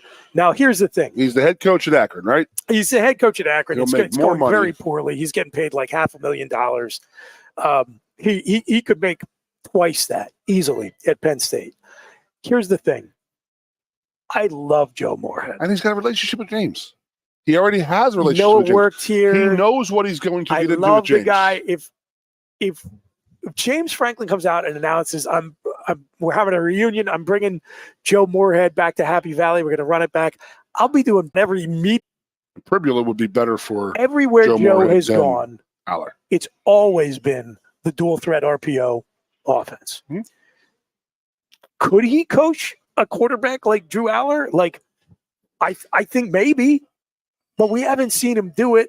It doesn't fit his scheme. Now, the one thing I will say about Joe Moorhead, a lot of good things I could say about that guy. I love Joe Moorhead. He has what you cannot teach, you must be born with. He has the uncanny ability to have the mad scientist imagination of coming up with different offensive schemes, but then he can look at the talent in his locker room and he can envision, okay, here's how this human being with this skill set is going to fit in this play I just assigned, and I'm going to scheme him open. Yep. Saeed Blocknell, good enough to play Division I football, not good enough to be in the NFL, just a pretty much slightly above replacement level FBS college football player. Whenever that guy touched the ball, all it was a huge play, 30, 40, 50, 60 yards, and a lot of times 6 at the end. And that was because Joe Moorhead looked at the talent in his locker room, and he could just figure out how the lines on the paper and the Jimmies and the Joes matched up with the X's and the O's, and he could scheme them open. So if he can translate that talent that he has schematically to coaching quarterbacks, then I'm all in. But we've never seen him do it with a talent like Drew. With a pocket passer. Yep. So that's a big red flag to me. But listen, I would be all in. I'd be all in. Who was the OC for Hack? John Donovan. That's it. Jeez, I forgot about Donovan. Because Donovan came from Vandy with him. Yes. So I think it is unfair the way James has gotten dogged by some folks for having 5 offensive coordinators. Because by nature, he's a very loyal guy. He moved on. Practically. Ronnie moved on. Joe moved on. So there's 3. So he had to fire Donovan, Yursich, and Sherrod. You had to get rid of him because you wanted Yursich. Correct. So that wasn't a performance. It was, but it was also we want Yursich because we wanted him the year before. He came back available, so I get it. Right. And you're trying to make big moves. You got to make big swings. That's the way it goes. And Donovan, I think James has learned that you cannot be as loyal as he'd like to be at this level. And also, the money to pay assistants when James Franklin got hired is not the money that's available now. So he had to make some concessions. So part of what it wasn't just loyalty. He was budgeting to bring his staff with him. So to take that 5 coordinators number and blame him for the John Donovan firing, that's not super fair. It's definitely not fair to blame him for hiring guys who are good enough to get head coaching job offers. Yeah. So, I think has been unreasonable. That's always a sign of a good head coach to me is how many guys that you coach with you go on to a head coaching job. Coaching tree. Absolutely. It's a term. I agree with that. Yeah. It's one of the things that Joe never did have. Ever. No, because our assistants never left. Never left. To the detriment, but also to the benefit. It was good and bad. Yeah. But there was no new fresh ideas coming in almost ever. And it just got stagnant and old. And you had the most talent of anybody. We just out recruited people. We had a ton of talent, and hey, it doesn't matter. It's like Michigan this past week. Hey, we're going to run the ball right here. We're running the ball. The whole sign stealing thing the week before. The big advantage of knowing when you're going to run and pass. We knew Michigan was going to run the ball Saturday. We still couldn't stop them. That one hurt. But yeah, it is a huge. Is this the biggest? I hate constantly saying every week, this is the biggest game in James Franklin's career. This is the biggest hire in James Franklin's career. But it's an important hire, but it's also. This is the biggest hire. This is an important. He cannot screw it up. It's a huge 2-game, Sparty's Sparty. So I'm going to say this weekend is, it's huge. Yeah, and unfortunately, I think we're going to have a lot of empty seats in Beaver Stadium. No, that one hurts. Yeah. So everybody knows the students are done here Friday afternoon. Their fall break starts Friday afternoon. So how many are going to spend the day Saturday, which is supposed to be beautiful, by the way? They didn't. Mid-50s and sunny. Yeah. They did not show up for Indiana. And the letdown is orders of magnitude bigger now. They're about to start their vacation. I think it is going to be it's going to be the worst environment we've had in the stadium, not only this season, but probably in a while. It really stinks because these seniors deserve a lot of credit. Absolutely. They really, really do. They won a Rose Bowl last year. No other Penn State team can say that but one other one. Only one other team can say that. It was my team. Yep. So these guys deserve a little bit of credit and where they took this team. And I'm just worried about these guys just mailing again right now. Like Ania said last night, he went me to the point where it's like, okay, so why is Olu Fushanu playing right now? That's a great question. I don't understand. You're going to be a top 5 pick. You have 3 games left in your college career. I understand you want to be a Penn State guy through and this and that. But, as a fan, I want you to play every game, Olu. But as a man who's interested in your future, don't put yourself at risk. I've been having some people. What I'm saying is, what are they playing for? It's where we're at right now. There's no more Rose Bowl. Like last year, our guys can look forward to it. I guess I should have said that. We could have our guys look forward to going to the Rose Bowl last year because the Michigan and Ohio State, we knew that they were going to be going elsewhere. So we knew we had the Rose Bowl as an option. That's not an option this year. Yes. And I've had some people messaging me on Twitter today saying that they think if we make a New Year's Six Bowl, you're going to see a lot fewer opt-outs. I'm not sure that's true. I think you're going to see opt-outs no matter what. And in general, I think last year's team was a little bit of an exception. The Rose Bowl was a bit of an exception. That was the little carrot they were going, and it was getting towards this year. I think we need to just reframe the way we think about bowl games now. Like it used to always be, in your era for sure. Build towards next year. That the bowl game, that was like the reward at the end of the year for the season that you played. Sure it was. So it was like, as a fan and as a player, you thought about the bowl game as this is the last game of this team's season. I don't think it's like that anymore. I think we now need to think about the last game of the season as the last game of the season, and then the bowl game. That's like your preview of the team you're going to have next year. I agree. And honestly, if you think about it, in many ways, to me as a fan, I want hope for the future. That's more interesting. I'm at this point more. Game? Was it the Tax Slayer Bowl? That was a Citrus Bowl. That was a bad one. But that stunk. And that's what I don't want. I don't like that bad taste in my mouth after the season. I'm just going to tell you as a player. Yeah. going into winter workouts, well, I mean, obviously, James Franklin or Joe Paterno, it doesn't matter. Yeah. Okay, you're going to go in there after getting your booty whooped in a bowl game by an SEC team. You're not going to be happy. I know Joe wasn't, right? No doubt. No, I mean, it ruins my whole offseason. Do you think that James is going to be okay going out and getting destroyed by South Carolina? You know what I mean? That type of, like, possibly a miss on Ole Miss coming down and just whipping ups up. That's not going to sit well with James. There's no way it can. And it's going to take it out. He's going to tell these guys, we got to work harder, be bigger, faster, stronger. We got to start earlier in the preseason. I mean, I lost one bowl game. Now, the difference. I was in 7 games here as a coach and a player. Yeah. 8. I was in 8. I was 7-1. And I'm going to tell you, I remember coming back from that blockbuster. That 92 blockbuster? Yeah. So 93, that was the old, like, dude, we're never going to lose that bowl game again. Yeah. This winter was because Joe was looking to run guys, make examples of, like, you're the people we don't want on this team. Get out. You know, the winter conditioning started 2 weeks earlier. And then, you know, when I got back here in 05, they had 4 out of 5 losing seasons or 3 out of 4 losing seasons, right? Yes, 4 out of 5, my friend. And the strength coaches were telling me, like, oh, no. Joe was starting conditioning. Like they got into school like on Monday. Conditioning started Tuesday morning because they weren't going to bowls. Yeah. Usually when we were going to bowl games, we would be a little beat up and stuff like that. Come back and lick your wounds a little bit, rehab your injuries, get some surgeries, do whatever you needed to do. And then, you know, that one, we're not playing a bowl game. Your last game was Thanksgiving. You got your month and a half off. You got all December off, a couple days in January. It's time to go back to work. So, and that was his thing. Yeah. And they were miserable. Like when I came back in 05, those dudes the coaches were miserable. The players were miserable. Nobody was having fun at all. None. And it was always like my theory in life has always been, you can work as hard as you want, but you can also still have a lot of fun doing it. Yep. But you still got to put that work in. Yep. And you know what? It's not fun.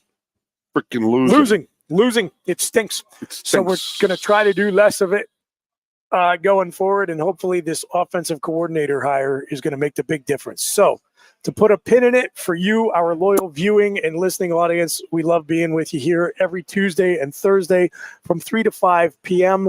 on the Lion Country Kia Goon and Ironhead show, coming to you live from State College's Quaker Steak and Lube on 98.7 The Fox.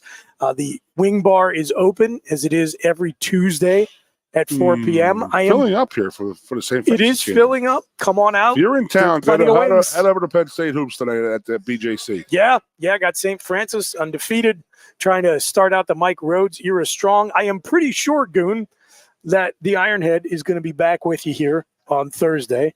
But I'll miss you, Booch. Likewise. Mm-hmm. But if there's anything unforeseen, I'll be back. Otherwise, it's Chris Buccanani filling in for Ironhead. Goon. Want to thank all our sponsors, Sioka Toyota of Williamsport, of course, Lion Country Kia, and of course, State College's Quaker Steak and Lube. Happy to be coming to you here on 98.7 The Fox, WFXS. Good show, Booch. Hold on, I screwed up the legal ID. WFXS, Pine Grove State College. I always forget the Pine Grove. All right.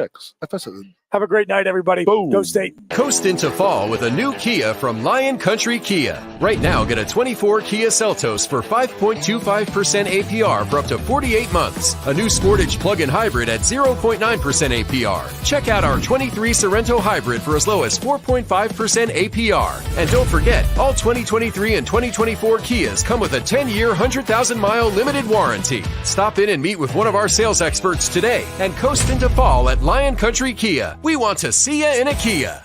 Since retiring, I have spent my time searching the countryside for the hottest wings in America.